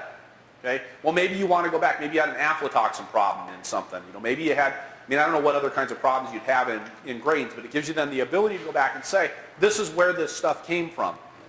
So again, you can track that back. For organic certification, that's a requirement. Now, it's my understanding that there's nobody in the room who's organically certified. Is that right?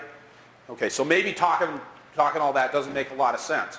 But I also understand that well, you were saying you're looking at getting into doing some more grain for human consumption, and that you guys do have some food safety issues that are coming up, regulatory issues where they're saying you got to improve your track back procedure. So you're going to have a way to say, yeah, those oats came out of this bin, and everything that's in that bin came out of these fields and was harvested on these days.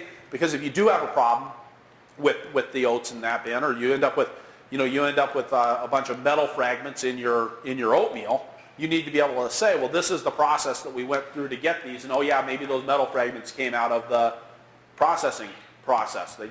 Clearly they didn't come out of the harvest process, because look at that, my mill is all screwed up and it's putting metal fragments in it, So it's being able to trace that back through. Another question I got was for time in the day, right? How do I find time in my day to do this? And maybe I didn't make this clear enough, but this is all in line with the work, right? This isn't something that we sit down at the end of the day and say, how much spinach did we harvest? Oh, I think it was 73 pounds. It's that when this stuff comes in, spinach comes into the packing shed, gets put on a scale, or out in the field if it's getting weighed out in the field, because we're going for a goal of 70 pounds. We put it on the scale and we say, okay, that was this many pounds, write that down. Okay, so it's all happening right as we're doing the work. We're labeling the product as it's coming out of the field. When we do the packing, it's getting written down immediately. And the same thing when we're loading a pallet for the shipping log, that stuff's getting written down as we're loading the pallet. So the work is all happening at the same time. So it's not something separate. And it doesn't really add any significant more work to the day, other than remembering that you got to have the clipboard there, and then you got to write the stuff down. But I got people referring to these anyways, because it's already, we're looking for the goals, and it's the instruction sheet. And it's the instruction sheet for me too. If I'm going out to harvest, I write down what I need to harvest before I go out to do it, so that I don't forget something and have to come back out to the field again. Oh, and then I left that sitting on a slide that I was showing about. So tracking inflows, we lot code stuff that comes onto the farm. So we use a lot code for our seeds. Do I have yeah, you have the next thing there. So when something comes, when we get a packet of seeds on the farm, I want to be able to track where did those seeds go, how did they get used, but I also want to be able to track, if I seeded Red Bull onions from Johnny's, I want to be able to see, and I have a problem with them. Well, gee, what was the problem with those onions? And gee, was there actually a problem with the lot code of onions? So what we do is when we get these in, we're going to label them with the lot code, and I'll tell you how we come up with that in a moment. Then we also take a picture of every seed packet. Okay? And that gets uploaded to the computer. And so now we've got a permanent record of all of the seed packets that came in. That record then, that photograph will actually have then all of this information on it. Lot codes, well, in this case, seed sizes, but the most important there is lot code. This should have a germination rate on it too somewhere, so that would also be captured in the picture. So we can go back and reference that information, and if I need to call Johnny's and say, you know what, that lot was bad, now I can figure out how to do that. Or if I'm getting seeds from 2 different companies, and so I've got 2 different lot codes of seeds, one from Johnny's and one from Fedco, okay? And I find out that the ones from Johnny's did really well, and the ones from Fedco just never had the same vigor as the one from Johnny's. That helps me make decisions to manage my business. But if I just write down that I planted Red Bull onions and I don't know which seeds were which, then I don't have a way to track that. So this is what we call this is how we do our codes for the seeds. And this will be everything on the planting side. So this is Red Bull onion, so the variety code is RB, the crop code is ON, and then the rest of this is just the same. One, we received this on the 61st day of the year, okay? And then the step on this is 0, because we haven't done anything to it yet. It just came to the farm, okay? And then the batch is 1. So if I had 1 batch of Red Bull onion seeds that came from Johnny's and 1 batch of Red Bull onion seeds that came from Fedco, I would assign one of those to be batch 1, one of them to be batch 2, and I would know which one was which because I took a picture of it with the code written down on it. Okay. Then we're going to write that code down on the packing slip. Okay. And then we're going to write that code down. This is the input code, gets written down on the planting plan. So when we seeded this in the greenhouse, we write down that input code. Okay? And then we write down, then the next thing that happens is we write down a planting code, which is exactly the same, right? This is Giant of Italy, and it's parsley, okay? And then we write down this was seeded in 2001 on the 122nd day, okay? All of our labels look the same way. So all of the information on every label is the same. Now this is actually a bad example because it's old. We used to do those codes a different way. But we would be writing down this GIPA 1122, this is actually was from Potting Up, 21 on here. So we'd be writing that down on the label. That's why we put the crop code first here, okay? Or I'm sorry, the variety code gets written down first because that's the thing that our crew needs to differentiate.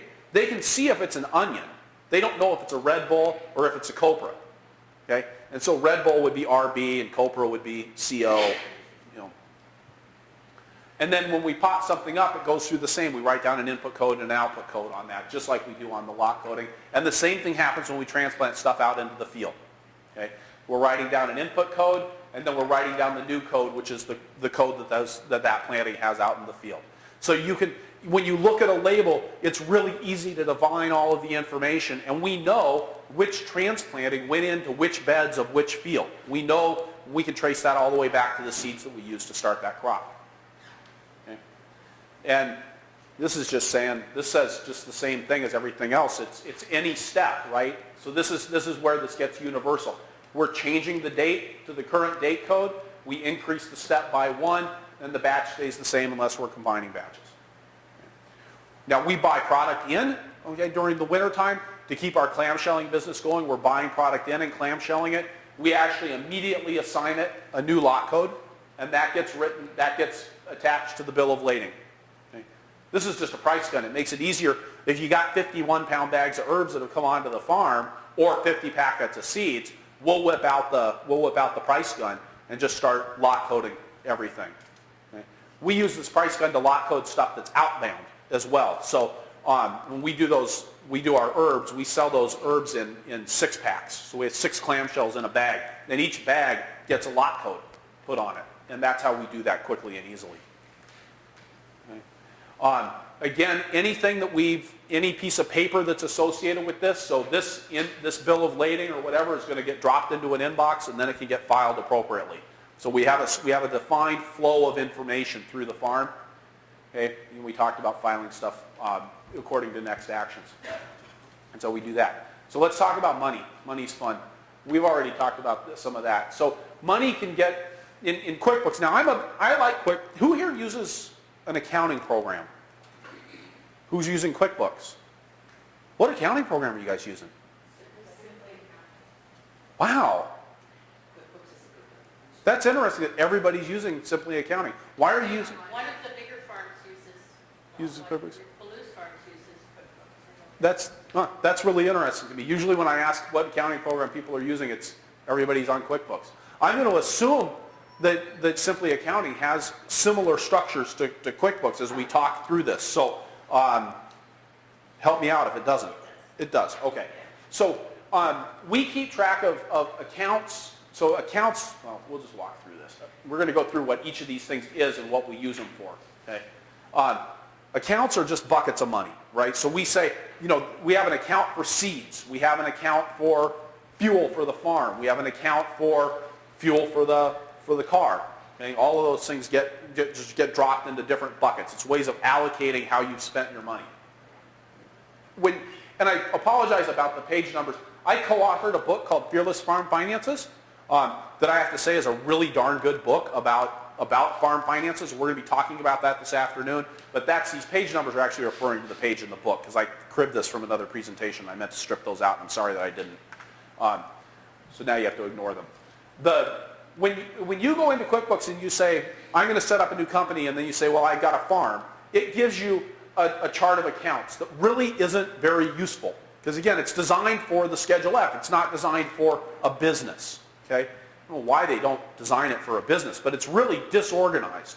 To me, it doesn't make any sense why you would want to have bank service charges right next to car and truck expenses, right next to chemicals purchased. Those things are so different. I mean, depreciation expense isn't even a cash flow expense, right? So why do you have all this stuff all lumped together?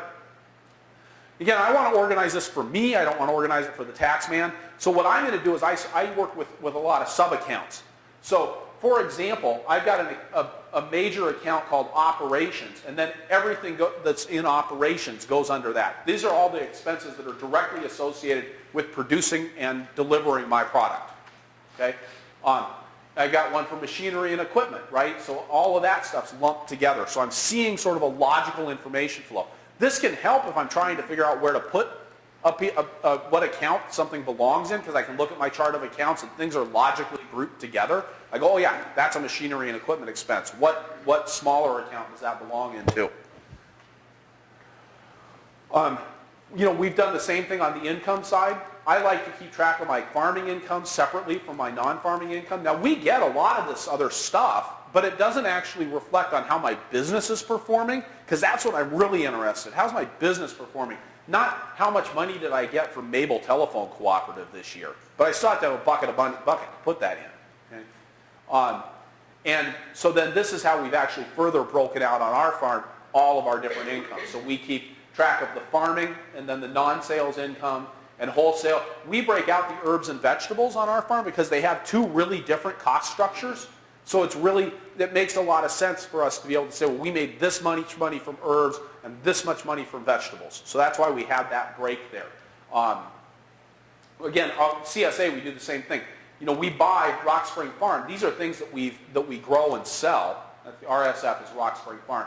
The fruit here, that's stuff that we were buying in and distributing to our CSA members.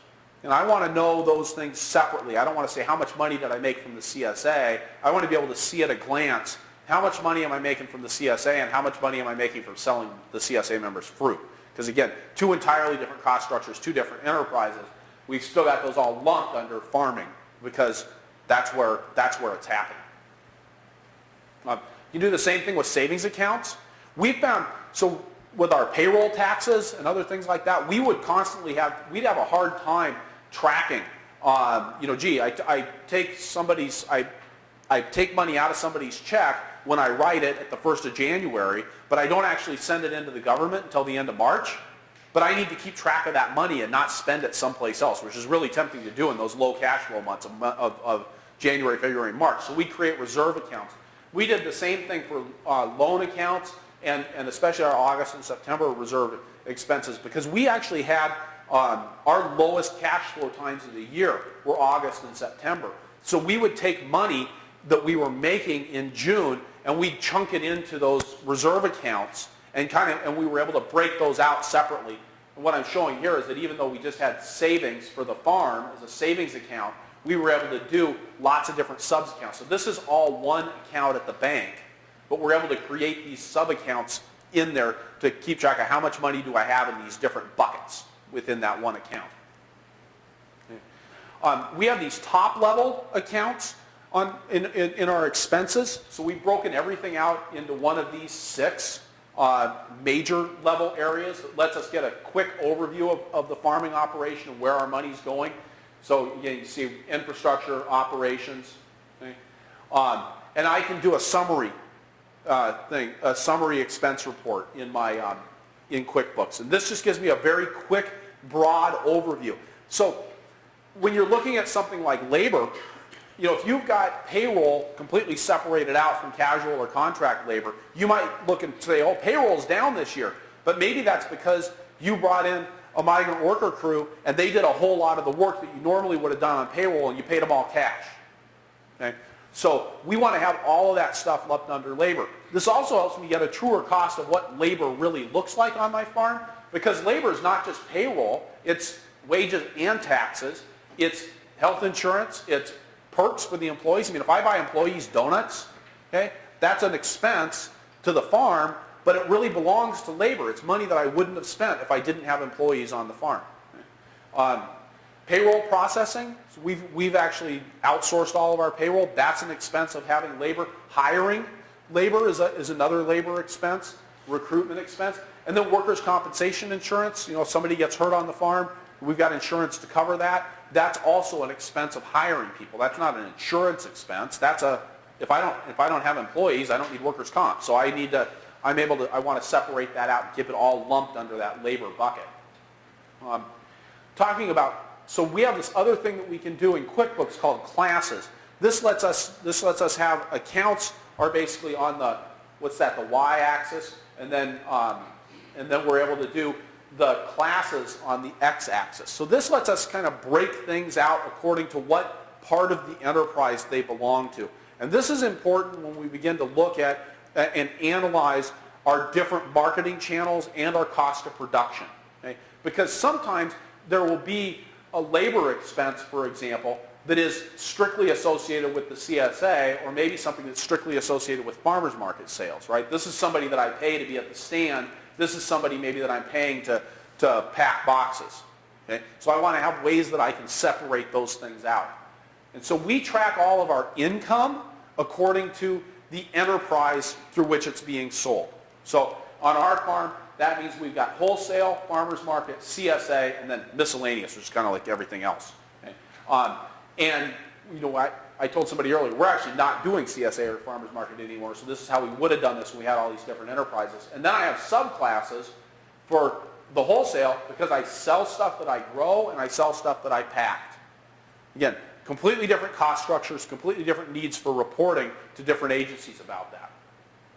We also track all of our expenses by class. So again, I'm going to say, well, I spent that money on a meal, okay? Why did I spend that money on a meal? I spent that money on a meal because I was at farmer's market. So I can deduct that, and I want to keep track. That was an expense of being at farmer's market. Or maybe I did that as part of wholesale. I drove up to the Twin Cities and I was meeting with clients and I ate lunch out. So that would be an expense that would be associated with wholesale sales. But we also track expenses by these areas here. And this comes into play tomorrow when we talk about actually getting at your cost of production.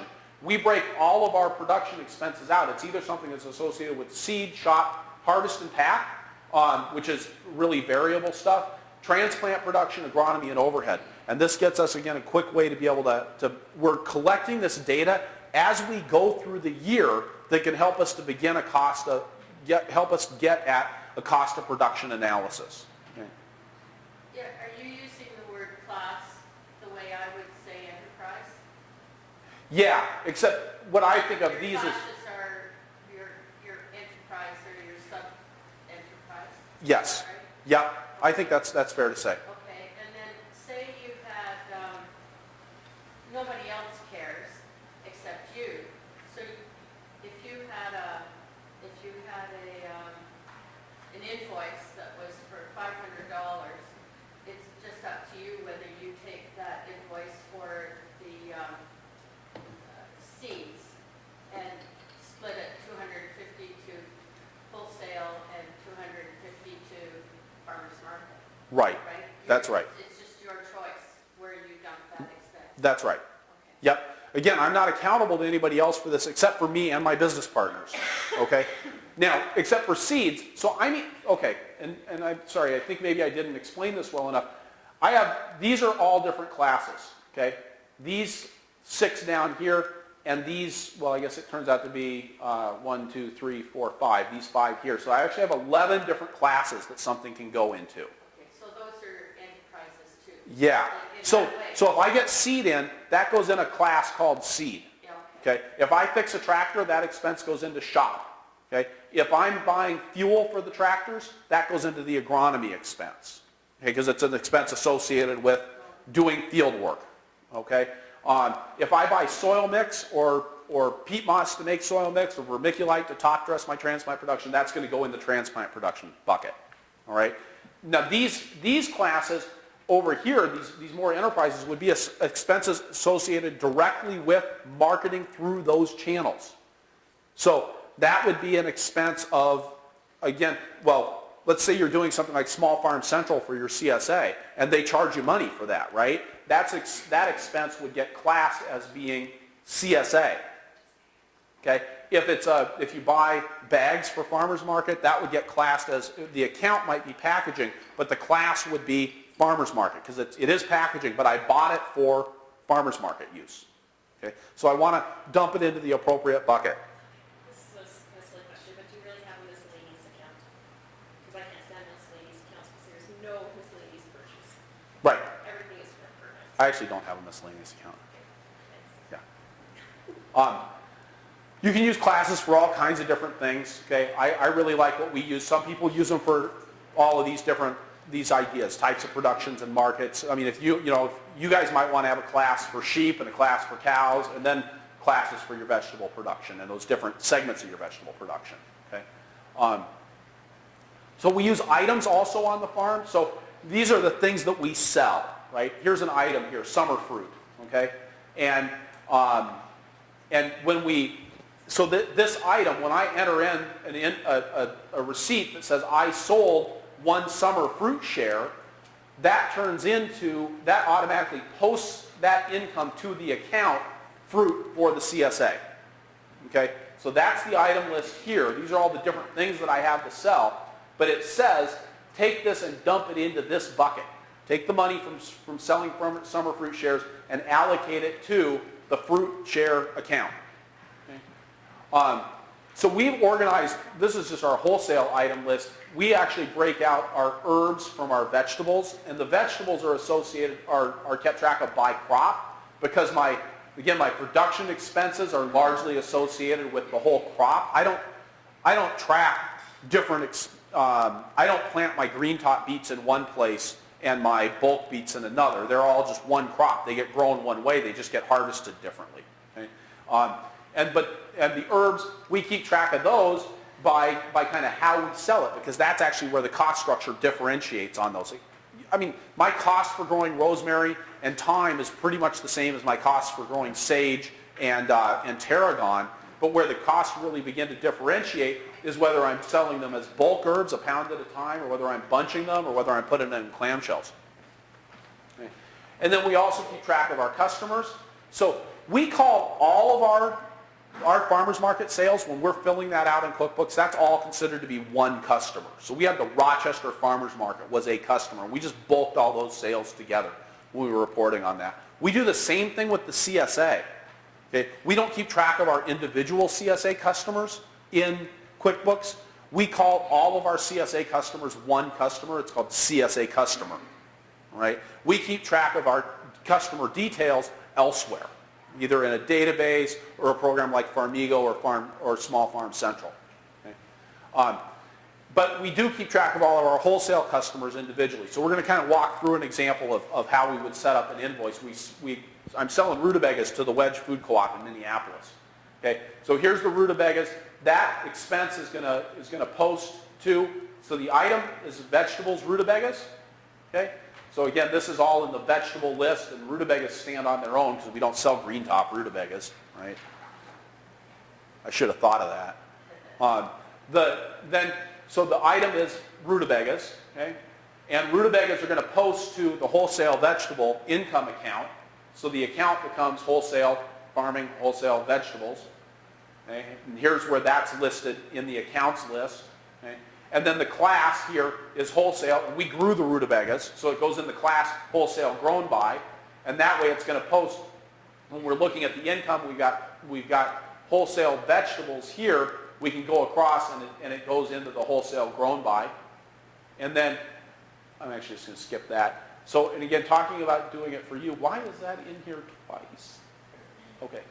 Does that make sense? So that's just a real quick overview of kind of how we've organized our bookkeeping system to meet our needs, not the government's needs. Okay.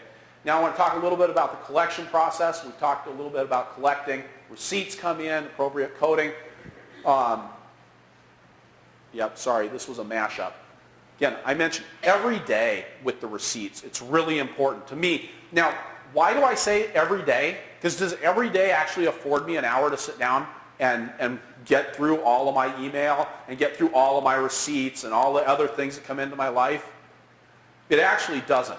But if I try to do it every day, that means it's going to happen once every 2 days, or at a minimum once every 3 days. But most of the time, I'm keeping my system pretty clean.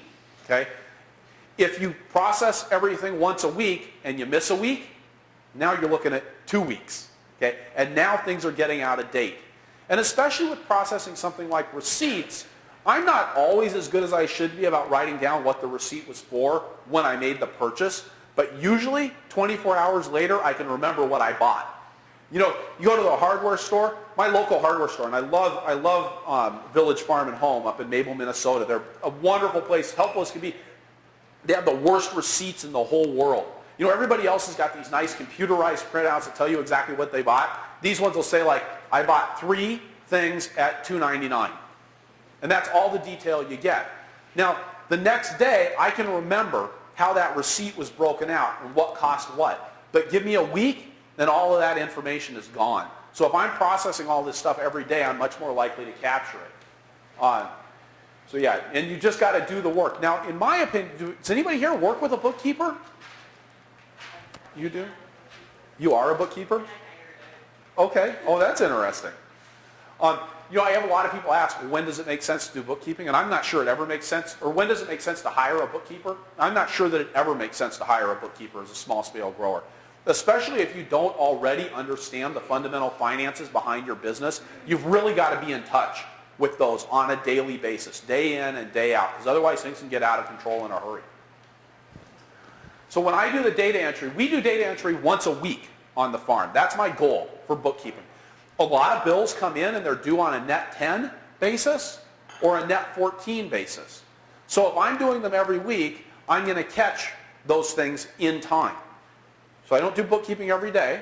QuickBooks takes a long time to open. Maybe Simply Accounting doesn't. But you know, QuickBooks is a pain.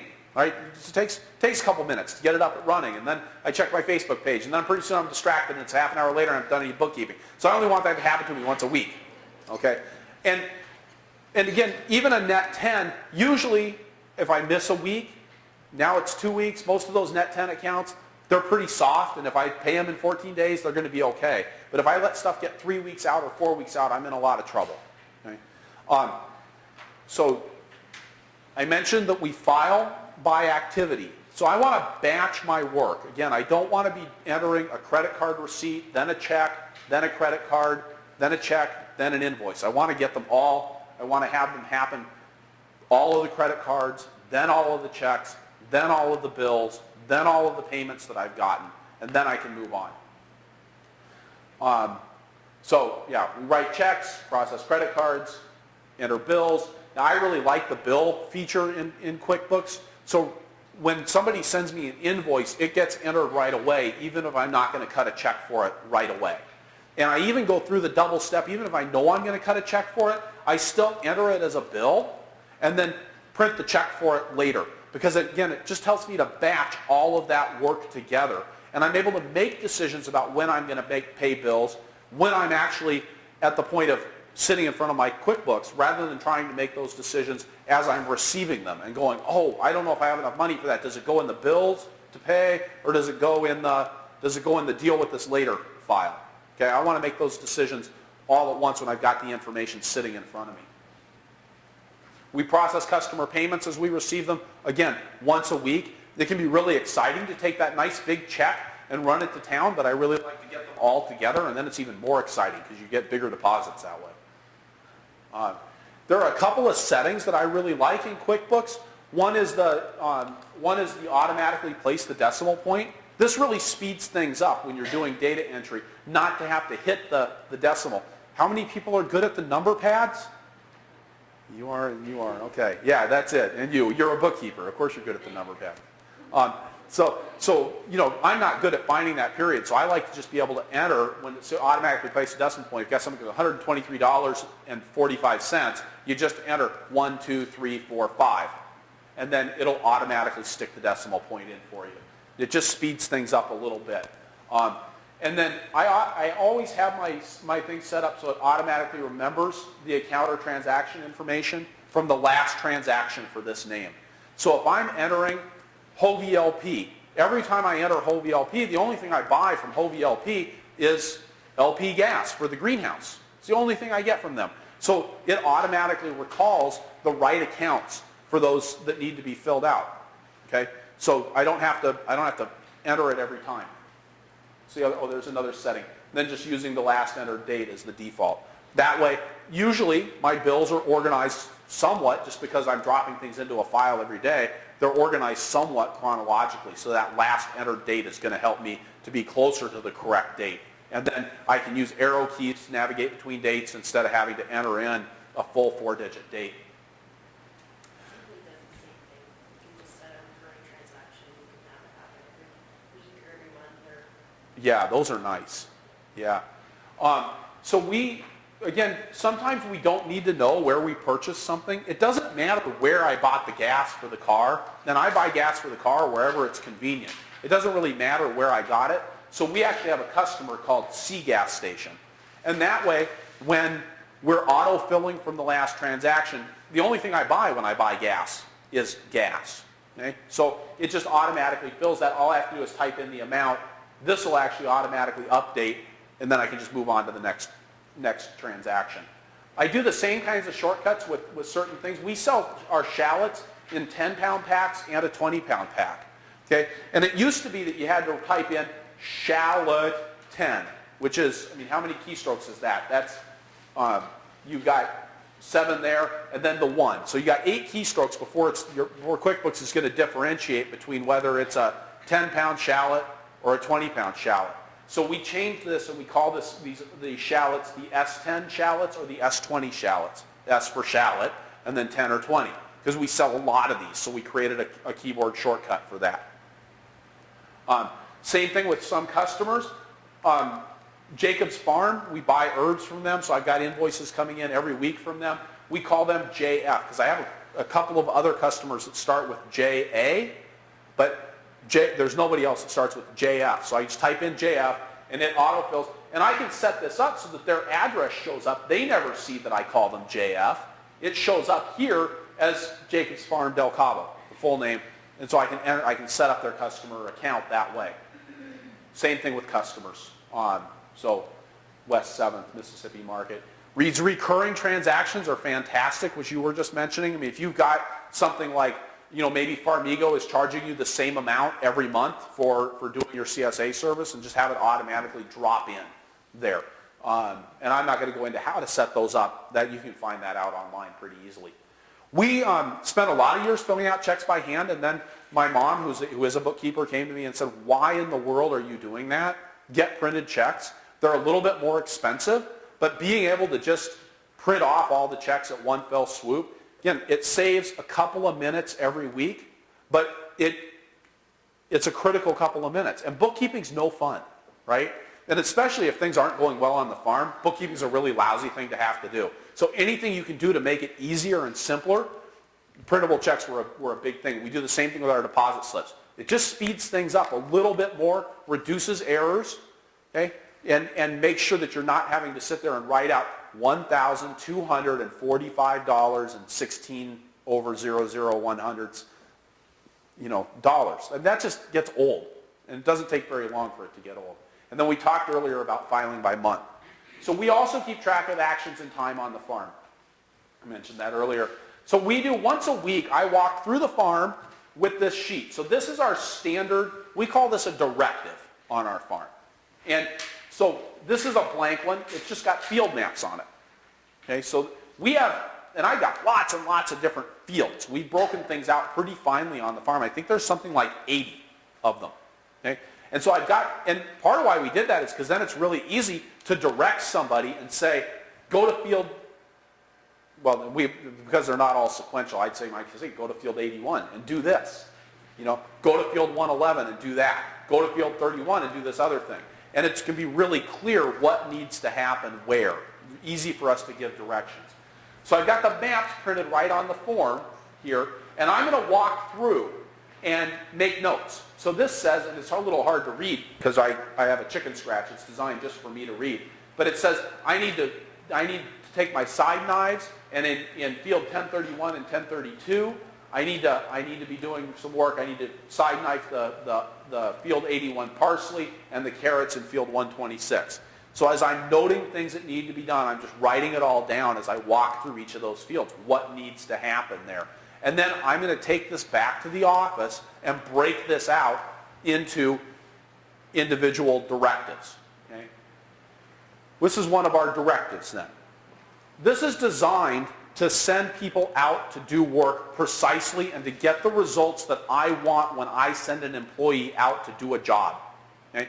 And we developed these after a couple of things that happened. The biggest one was we sent somebody out to do some rototilling, and he rototilled my peas that had just come up. And I said, why did you do that? See, we even blanked out the guy's name, so I can't even have that part of the dialogue. Why did you till my peas? Well, you told me to till the peas. You told me to till in that field.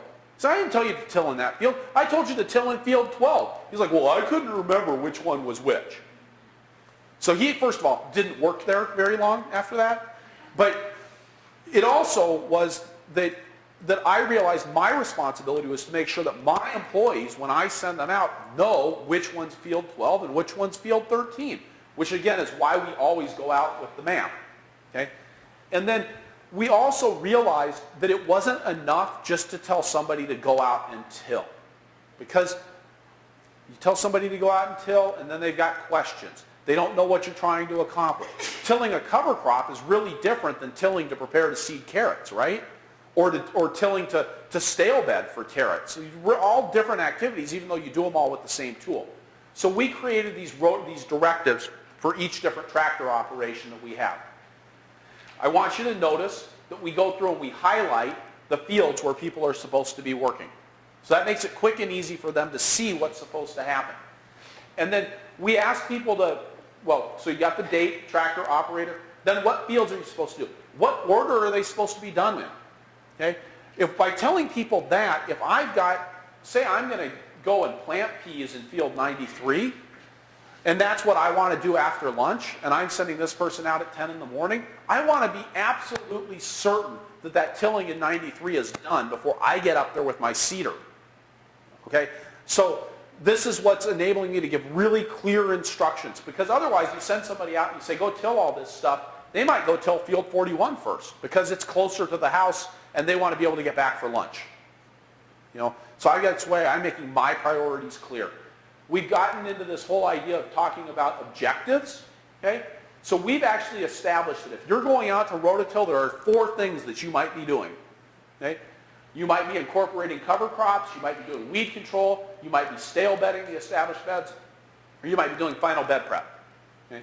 And then we've defined what does it look like. If you're incorporating cover crops, all of the roots need to be uprooted and you need to overlap the rototiller slightly on each pass. Okay? So we've gotten very specific about what does success actually look like on our farm.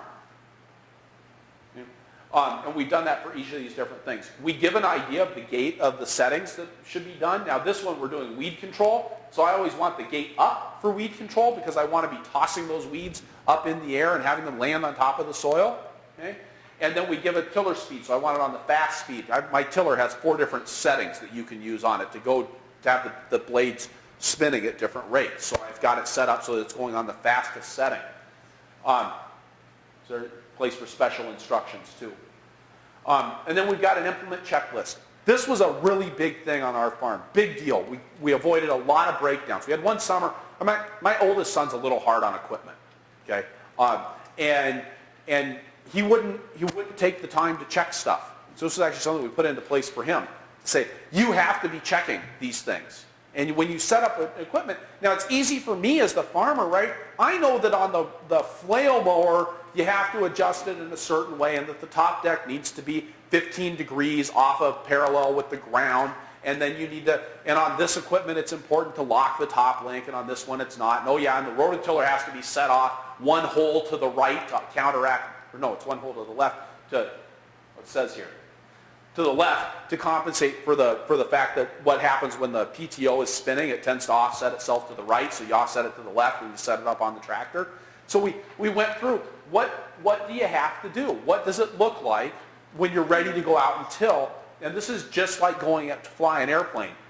The operator is expected to check off each of these things as they do it. So are these things all actually taken care of? Did the implement get greased? How many times did I ever grease an implement before I went out to go rototill? I never did that. I was the owner of the farm. Bad things never happened to me, right? You know, so I never did it. But it was something that I knew needed to be being done. When we got it on the checklist, I actually started doing it because I was too embarrassed just to check it off and lie. Because it's one thing to lie to somebody else, another thing to lie to yourself, right? And then we have some further instructions here and then a place to fill out things like time start, time end, total time on job. Now the other thing that we do here, and this was also really important, and I'm sorry that you can't read it there, but this says that I completed the tasks on this directive, and I've reported any problems, concerns, or incomplete tasks to the appropriate individual in writing. You guys ever have employees that walk by you and go, hey, you know, that rototiller is making a funny noise? Okay? And you don't know what they've said. You were busy doing something else. You didn't have time to deal with it right then, and pretty soon it's all gone. My employee writes something down for me on a note card and says, rototiller making a funny noise. Now I've got an opportunity to actually respond to that. And that's been really important for us. Also the incomplete work. How many times do you send workers out to do the same task in 10 different places? They get done with 8 and it's time to go home, so they never tell you that the last 2 didn't get done? Does that ever happen to anybody else, or is that just me? Okay. So we want to make sure that those things are coming back to us in a meaningful way. Okay. So that's how we've set up this rototilling directive. Now we have a rototilling directive, we have a hand weeding directive, where we actually make sure that people understand what things are supposed to look like when you get done using a diamond hoe. All of the roots need to be cut. You know, the weeds should be wilting a half an hour after you go through. If they're not, you're doing something wrong. You know, these are the fields, these are the beds that you're going to do it in, these are the tools that you're going to use. Okay? This is the crew that was working on it. Okay? So we've got all of that information on these directives. This is a general one. I never actually created a directive for keeping track of spray records, but I would just take this same field work plan and I just write stuff down on there. Okay? What did I do?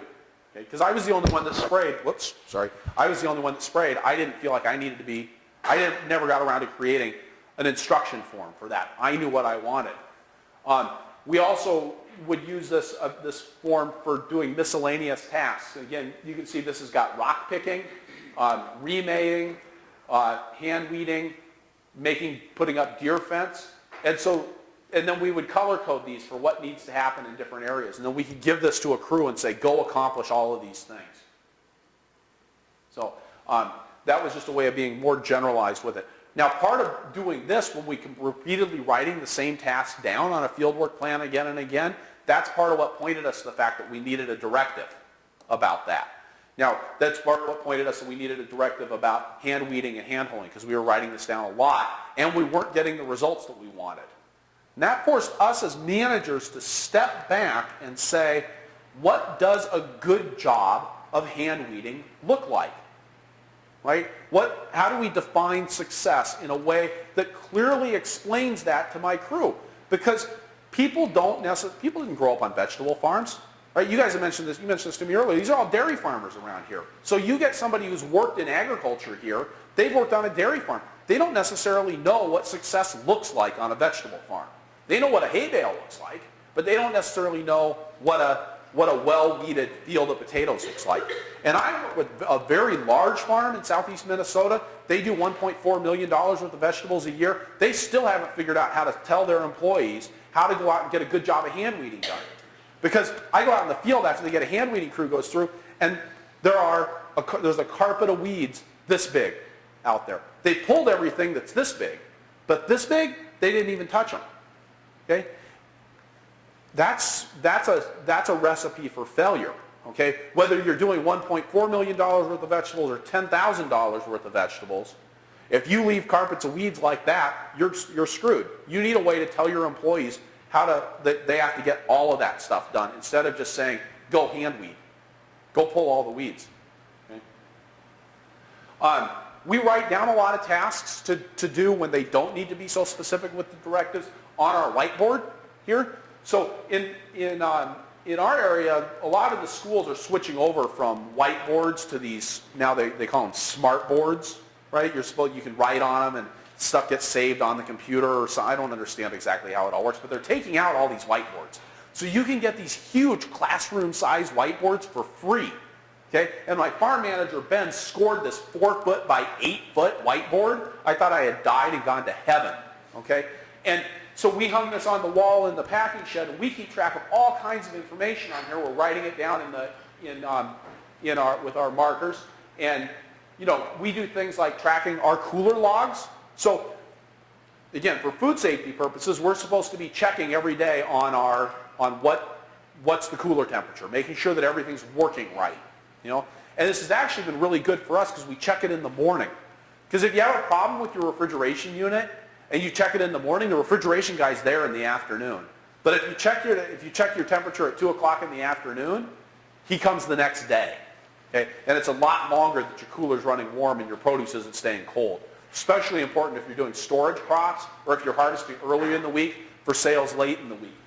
So we started off doing this on paper, but then we realized, why are we doing this on this one log? We wanted to have this all gathered together with a bunch of other things that needed to happen to open the shop for the day. So we made that happen, and then we just decided that we'd start writing it down on the whiteboard. Okay? So it gets written down on the whiteboard. See, we have the date code. Okay? You might ask, how does everybody on our farm know what the Julian date is? It's because it's how we work, and we've got this written down, and people see that and they cue into it. So they know, just like you kind of know what date it is in general, or what day of the week it is. Okay? We always write down the day of the week so we make sure those are tied together. How many CSA boxes are we packing? What staff are on today? See, our clipboards are hanging there, so ready to be filled out. So all this is happening in the packing house. And at the end of the day, we take a picture of this. And that becomes our permanent record of the cooler log, what the fence voltage was, of what all got done that day, who was on staff that day. And that picture, then, this is the last thing that happens there. We take the picture, and then we erase the whiteboard. And then we start again fresh for the next day. And you can see, you know, we got paper where things are getting filled out again and again. You know, we got some spots that don't get erased, but in general, you know, this big stuff is all just getting wiped out every day. We've got the photograph that's got the date code on it, and it's all organized by date on the computer. And the great thing is, you can take cameras now, digital cameras now, they take such high resolution photos, you can see the smallest details there. If you get on your computer and you want to zoom in on something, you can blow it up really big. It's far better than having it all on an 8.5 by 11 piece of paper. Then our backup, the computer is backed up on Carbonite. Okay, so it's doing automatic backups every night. So even though, all that information's there, even if the hard drive goes down. Talked about the notebook earlier. We've got this wall of information, so all of our clipboards bundled here together. CSA clipboard, harvest clipboard, packing clipboard. Those are all in one spot. We like to keep everything kind of together that way, so you always know where to look. The other thing I want to point out here is we got those field maps. We blew those up into big sheets of paper. Okay, this cost me like 20 bucks at the coffee shop and had them laminated. So they just hang on the door there. Now everybody can see really clearly, and if I'm giving the crew instructions at the beginning of the day, I can stand and I can point. You guys are going to go pick rocks up here, helping everybody to get oriented to what the farm actually looks like, instead of having your field maps buried away in a 3-ring binder somewhere. Keeping track of time, then again I mentioned the time clock. This thing is so cool. If you're not doing this, how are people who have employees tracking hours? Handwriting. So then when you sit down, so they write down, they say, well, I started work at this time and I ended work at this time, and now you've got to go in and figure out how many hours they worked. Okay. 2-week schedule, so yeah, I can do for about 6 or 7. Yeah, and you guys are smart up here in Canada, right? Because you got the metric system. Okay, so it's pretty easy. But we haven't gotten smart about time yet, right? Time's still on this whole 60-minute thing that you got to change into decimals. It's horribly confusing. And if you try to do it, I've tried to do this in spreadsheets, and I've never been able to convince Excel to take time entry data in a usable way. It's, I just can't do it. And the colon key that you have to use on the computer is never in the right place. It's just a mess. And if you're doing it by hand, can I tell this story? This is on video, right? Okay. Well, somebody that I used to be an important part of my farm would fudge people's hours when she was calculating the time cards based on whether she liked them or was happy with them or wasn't happy with them. Now you can imagine what this does for morale on a crew when people are going, wait, I know that I worked 42 hours last week and they're getting paid for 40. Okay? So one of my big things with managing employees is to take all of the emotion out of it. If you're unhappy enough that you don't want to pay them, fire them. Okay? Don't sit here stringing them along and jipping them out of a little bit of money or padding somebody else's paycheck. Give that person a raise. You know, don't get the emotion out of that stuff. That's just nasty. So this thing, again, in and out, in and out. We got less than $100 invested in it. Okay? And so you clock out, clock in, by employee, and then they send me once a week, I just get a report, says how many hours did they work. Really slick and easy. Okay? Or I said once a week, once every 2 weeks. They email that to me. And then it also has all of their punches on it too. All of that's being recorded on the iPod, at the iPod Touch. And then it's also backing up to a server maintained by the company that makes the app. So it's called Scavitech. So it's really cool. It solved a lot of problems. And you think about that kind of investment, $100, and you get out of ever having to add up and try to figure out what hours people worked and how it all added up. So you get an email from every staff member? Well, the email actually has every staff member on it. So it says Hannah worked 63.28 hours, and it makes it into decimals too, which is so nice. And then Jana worked 15.98, and Ben worked 71.75. Okay. So all of that, just, you know, and that they have to do that manually, but they have a reminder that hey, you want your paycheck? Somebody better make sure this happens at the end of the day on Thursday. You know. Our work week it ends on Thursday afternoons because we ship on Thursdays. So really Friday is kind of the start of the next week. And that also then gives me time to get my paychecks out. I can process payroll on a Friday, and I can have payroll checks delivered by next Tuesday in time for payday on Wednesday the following week. So it gives me just a little bit of extra time that way too. We have these cards that we use, and this is not a good example, but it's the only one that I had when I was taking pictures. For sampling time, okay, so we frequently want to go in and say, well, how much time does a job take? So something like harvesting carrots. Now, if I want to get at the cost of production for harvesting carrots, I need to know how much time did my crew spend harvesting carrots this year compared to how much money I made off of carrots this year. So I need to have a way to grab that. Well, I don't want to write down every day how many hours my crew spent harvesting carrots versus beets versus cucumbers versus tomatoes. So what I want to do is go in periodically 3 times a year and sample and say, okay, on 3 different times, how many people, how many hours, how many carrots did you guys pick? That becomes data that then I can use in figuring out my cost of production because there's so much variability in the harvest, washing, and packing. So these are just cards that we would use, and we had them printed up on our note cards, and we could hand this to somebody and say, go record this information for this job. Then for putting the information away, we already talked about filing financial stuff by month. All of our logs just get dropped into file folders. Okay? And at the end of the year, because really, why do we need to organize all this stuff? It doesn't need to go into a 3-ring binder. We just need to have it in rough chronological order. It's all color-coded. We just take it and drop it into a 5/9 vegetable box and put it on a shelf in the closet. And the once or twice that I want to actually get in there and go back and find out, well, how long does it take us to till an acre of ground? And now I can go through and I can look for 3 different rototilling logs and say, oh yeah, that's what that takes. Now I know. Okay, so I'm starting to get all that information there. But I don't need to access that info every day, so it doesn't need to be highly organized. None of this is getting entered into the computer.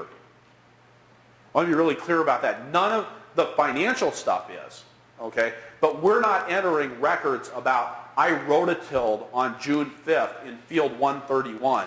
Does not go in the computer. I harvested this many beets, doesn't go into the computer. The only thing I care about in the computer is how many beets I sold, okay? Because that's really where the rubber hits the road. Okay? How many I harvested and how that translated into how many I packed. Some of that information is good to get, but I can sample that. I don't need an ongoing record that I can call up at an instant's notice about that. I do need to be able to call up at an instant's notice how many beets I sold. Okay? All right, so just wrapping up, and because it's lunchtime, I'm just going to go quickly. Making sure that you've got record-keeping systems that are responsive and that help you be responsive to the ever-developing situations. Okay? And you want to talk about helping to be responsive to an ever-developing situation. If you've got record-keeping systems that can help, well, first of all, understand what actually got done versus what didn't get done. Okay? Did my employee do what they said to do? Those directives, I didn't mention this, they get returned to the supervisor at the end of the day. Whoever assigned the work gets that back. Okay? And they can verify what got done and what didn't get done. So now we actually know what's happening on our farm and what tasks were completed. So anything that helps me to be responsive. The financial stuff is the same way. I want real-time financial data on my farm because I need to know if I'm heading for a train wreck, or I need to know if something does come up, how I can best respond to that. Okay? If I do get a flood. And then really focusing on trying to make things as well, I say a little bit of fun. I mean, how do you make a tractor directive fun? I mean, I didn't put like little smiley faces on it or anything. But trying to figure out ways that make things feel a little bit lighter and not just like, oh, this is something that has to get filled out at the end of the day before I go home. So having something that's getting filled out as people go through the day can make things easier and a little bit more fun. The bright colors, I think, help. Having good systems. People love erasing the whiteboard at the end of the day. I'm surprised at how much glee the high school students get out of being able to do that. So trying to find ways that make things interesting and make people excited about what you're doing is part of what good record keeping is all about. Okay? And then that's all I got on data collection. So, questions? You look like you've got a question. Well, on your directives, like let's say the road tolling directive at the bottom, you have the supervisor's signature on it? Yeah, we have a, do we? I don't think we do. Well, what we have is we'll go back to the directives.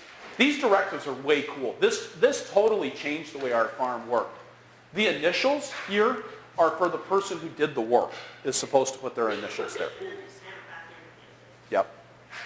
Yep. And if they don't finish the work, they still hand it back at the end of the day.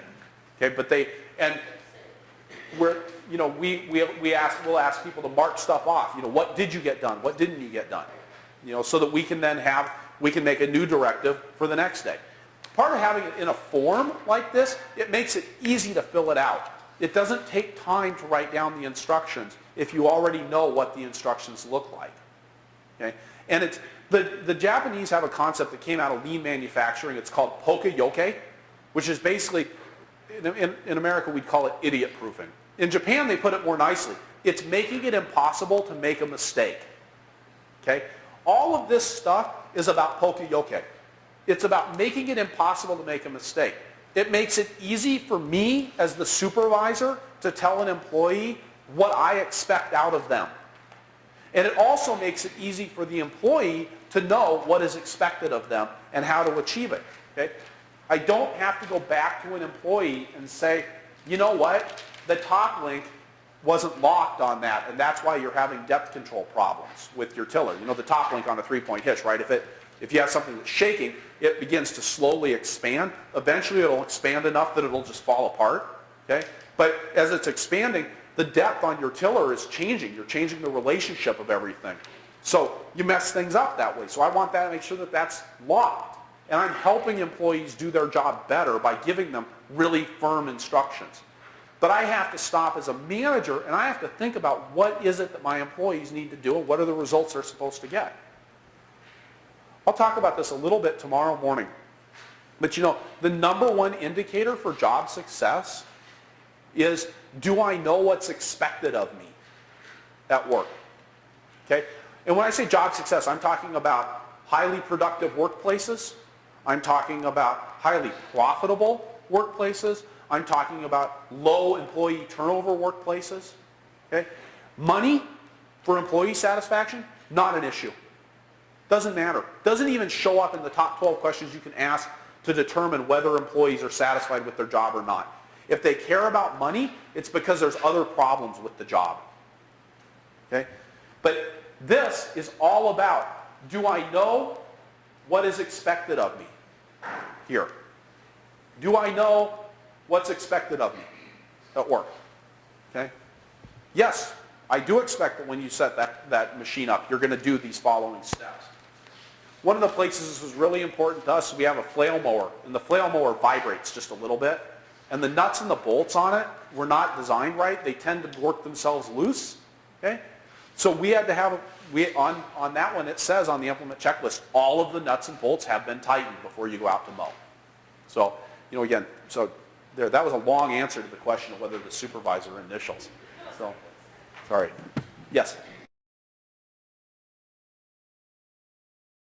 I guess the night before that morning. Yes. Deliver it to the staff crew. How long would you estimate it takes to go through your to-do list for the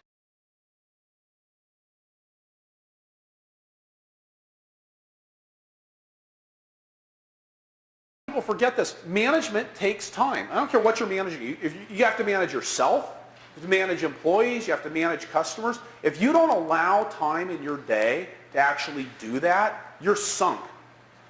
Okay? It's an active process. It doesn't just happen on the drive-by. You've got to think about what you're doing and create systems around that to make it so that you're doing an effective job. If it's just do whatever I say to do or whatever's on my mind at this moment. Have you guys ever worked for a boss who you're doing one thing and then all of a sudden there's another crisis?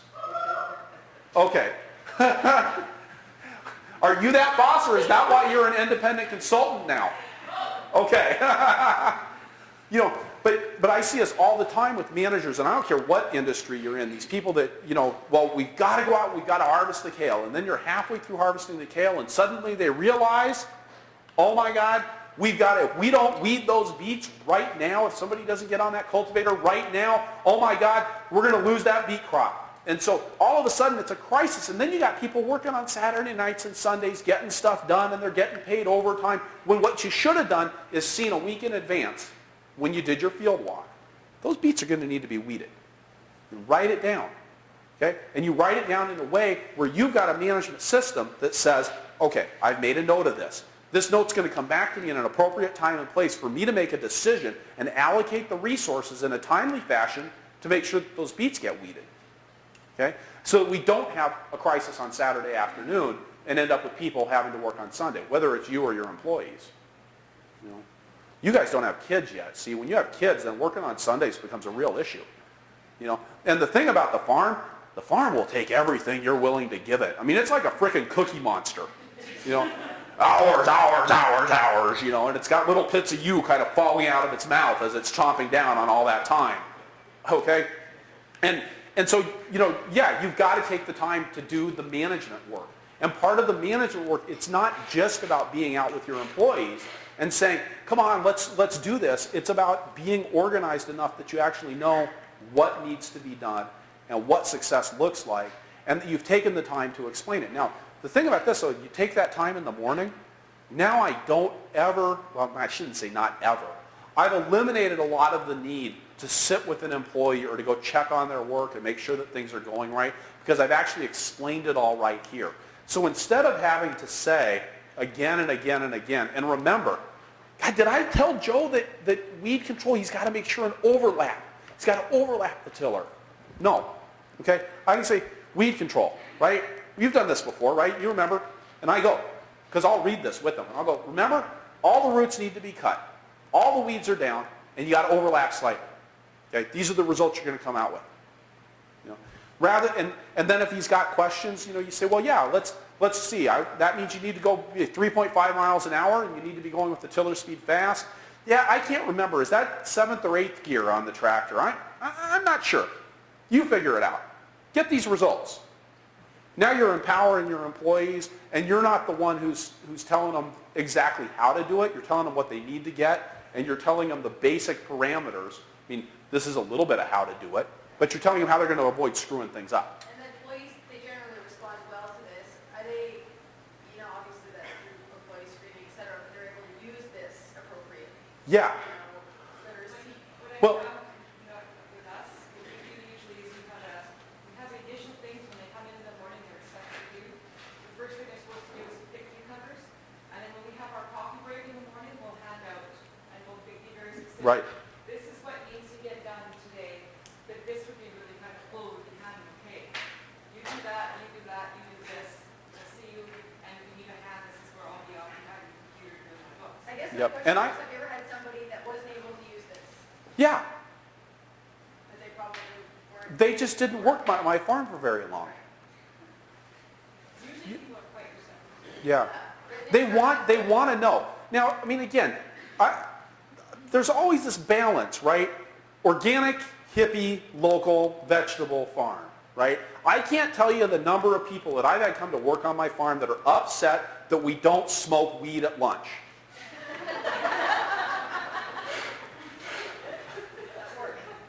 Yeah, at work. Okay? Come on, man. Like, it's an organic vegetable farm. Like, isn't it all good? You know? No, it's not all good. Okay? But those people have a hard time with this. The workers that I want on my farm don't have a hard time taking instructions. Because if you work in any other industry, you're getting something that's the equivalent of this. You think when you go to McDonald's that they got some guy out in the back flipping burgers that's being like, hey man, like, okay, dude, like, that looks done. Whoop. No, he's got a timer and it's set for 45 seconds and he pushes the timer and the temperature's right and he checks the temperature and those burgers are frying for 45 seconds and you turn it over and then you got another 23 seconds on the other side and then you take it off the griddle. This is not the place to express your creativity with my $20,000 tractor. Okay? Fill out the checklist. Do you have checklists as well for like picking or when you're harvesting? No, because the picking tends to be more closely supervised. We always have a manager out when harvest is going on. So we haven't, should we have created some of these for that? Would it be good to have more instructions around that? Absolutely. And we've created systems. Again, we look for pain points. That's the things that we're going to address with a system. So when we had a hard time with tractor work and getting people that could do the tractor work effectively, and even good tractor drivers not getting it, even my son, who, you know, at 17 should have been able to figure this stuff out. He'd grown up on vegetable farms, right? And he should have understood, and he didn't. Well, that pointed to a management problem, not an employee problem, okay? But that was the pain point, so that's what we addressed. Okay?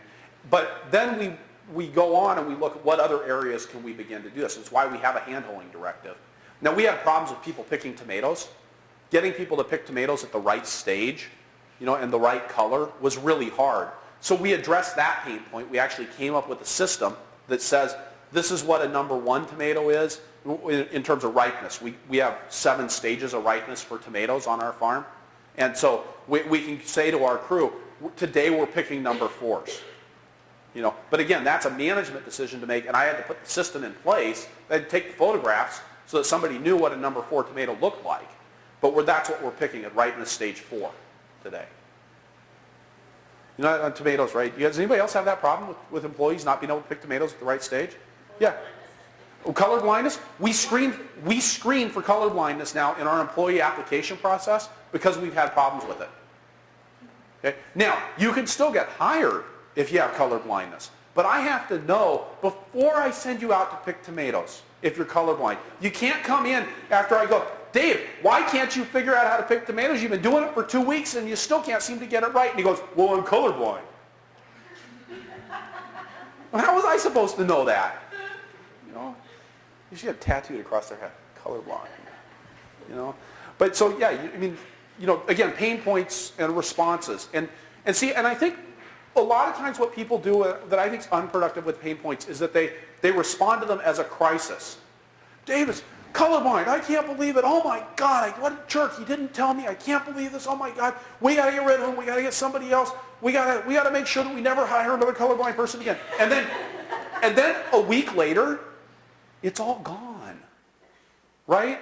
I mean, so Joe went and rototilled my peas, And a week later, I haven't done anything about it to make sure that it never happens again. If it hurts enough, you want to say, okay, how do I create a system to make sure that this isn't a problem anymore? Because, man, when somebody tills your peas and it's already being a rough spring, that's really bad. Okay? So, again, that was where we came out of these. So what you want is to look at situations on your farm and say, where are the pain points? And let's figure that out. For us, harvesting, not a pain point for the most part, except for the tomatoes. That was a pain point. You know, yeah. Watering? Yeah. That's a skill that people don't Uh-huh. have to learn. Let's talk tomorrow about automatic watering systems in your greenhouse. They're not that expensive. Oh, we have most things hydroponically grown. The what? Most things are hydroponically grown in our greenhouse. Oh, okay. It's just the annual bedding plants. Yeah.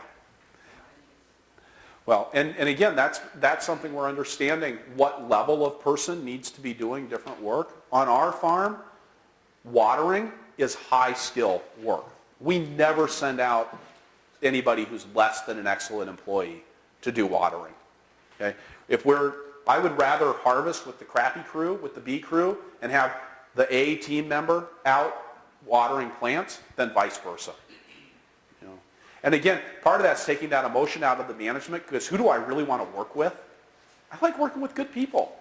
I like to surround myself with the excellent workers, and if I'm going to pick the people that are going to come out and harvest, I want to pick the good people to come out and harvest, not the crappy people. I want the crappy people to go water where I don't have to deal with them. But that doesn't get me the results that I need. So I need to be thinking about, you know, what's my system for making sure that somebody's trained in on watering, and how do we make sure that then only people who are trained in on watering are doing the watering? You know? So one system that I've helped one of my clients put into place is they actually have a system of people being checked out for different jobs. Have you been trained to do this job? You know, and they keep track of who's been trained to do what jobs, especially around operating vehicles is actually where we were addressing it at first, and we've taken it a little bit further than that, to say you can't just get behind the wheel of a vehicle on the farm and drive it just because you think you know how to drive a car. You know, because frankly, a Ford Econoline van is a lot different than a Honda Civic. Okay? Yeah, so they have to get trained in on specific vehicles, specific equipment.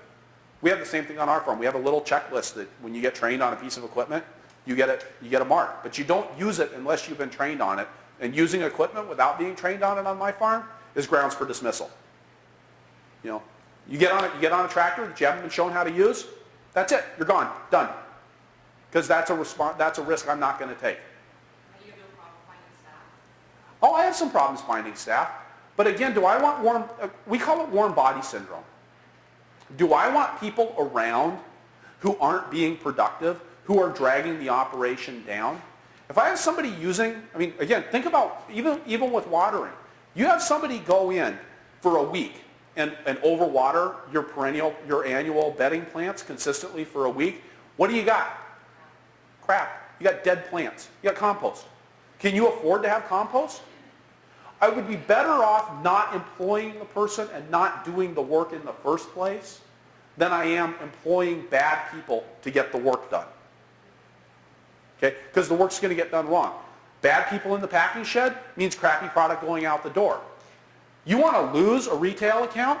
Send crappy product to them one time. You need, again, what do they say? 7 positive interactions to offset every negative interaction? With chefs, it's 70 positive interactions to offset 1 negative interaction. You just can't have product getting rejected. But if you have people in the packing shed that aren't on the ball, you're going to have product rejected. You know? So yeah, we do have some problems finding people. But the other thing is, I used to be known as the yelling farm, right? Because I had this one time I got really angry on my farm and I started screaming at some employees. And for 10 years afterwards, I was known as the yelling farm. Okay? But now we're known as one of the best places to work in Winnebago County. People love us. They come to work for us because they know what to expect. And we tell people on the first day, you use a piece of equipment that you're not authorized to use, you're done. And if you make those rules clear up front, employee manuals, things like that, that's going to make it possible for those people to work. And if you're not at the point where maybe you only got 1 employee right now, now's the time to write the employee manual if you're going to get bigger. Get ahead of that game, you know, get some feedback on it. Make sure you understand where your breaking points are. So, okay, I don't know about anybody else. I'm really How many hungry. acres do you use that? That's about 20 acres altogether. Although, well, let's see. What is that? Well, altogether, that's 6, that's 5, that's 10, and that's another 5. So it's actually, that'd be 30 acres, yeah, of tillable ground. Now, you know, how much of that's in vegetables in any given year, you know, would be 15 to 20. But you could do these same things to good effect. Losing money is losing money. It doesn't matter what scale you're operating at. So, I mean, you could do this same kind of thing to really good effect on a 2-acre farm, just as well. And you've still got the same, if you've got a 2-acre farm, chances are your capitalization is a lot lower, but the amount of money that you've got to invest is a lot lower. So having somebody burn up your rototiller instead of crashing your tractor, same results as far as the effects on the business that it has. And you know, I had a really nice diesel-powered BCS rototiller. The thing was a dream, okay? And I lost it last year because we didn't have a checklist in place that said, you will check the oil every time you use this. You know, now I have a seized diesel engine. So, yeah. So there. On that note of failure, let's eat.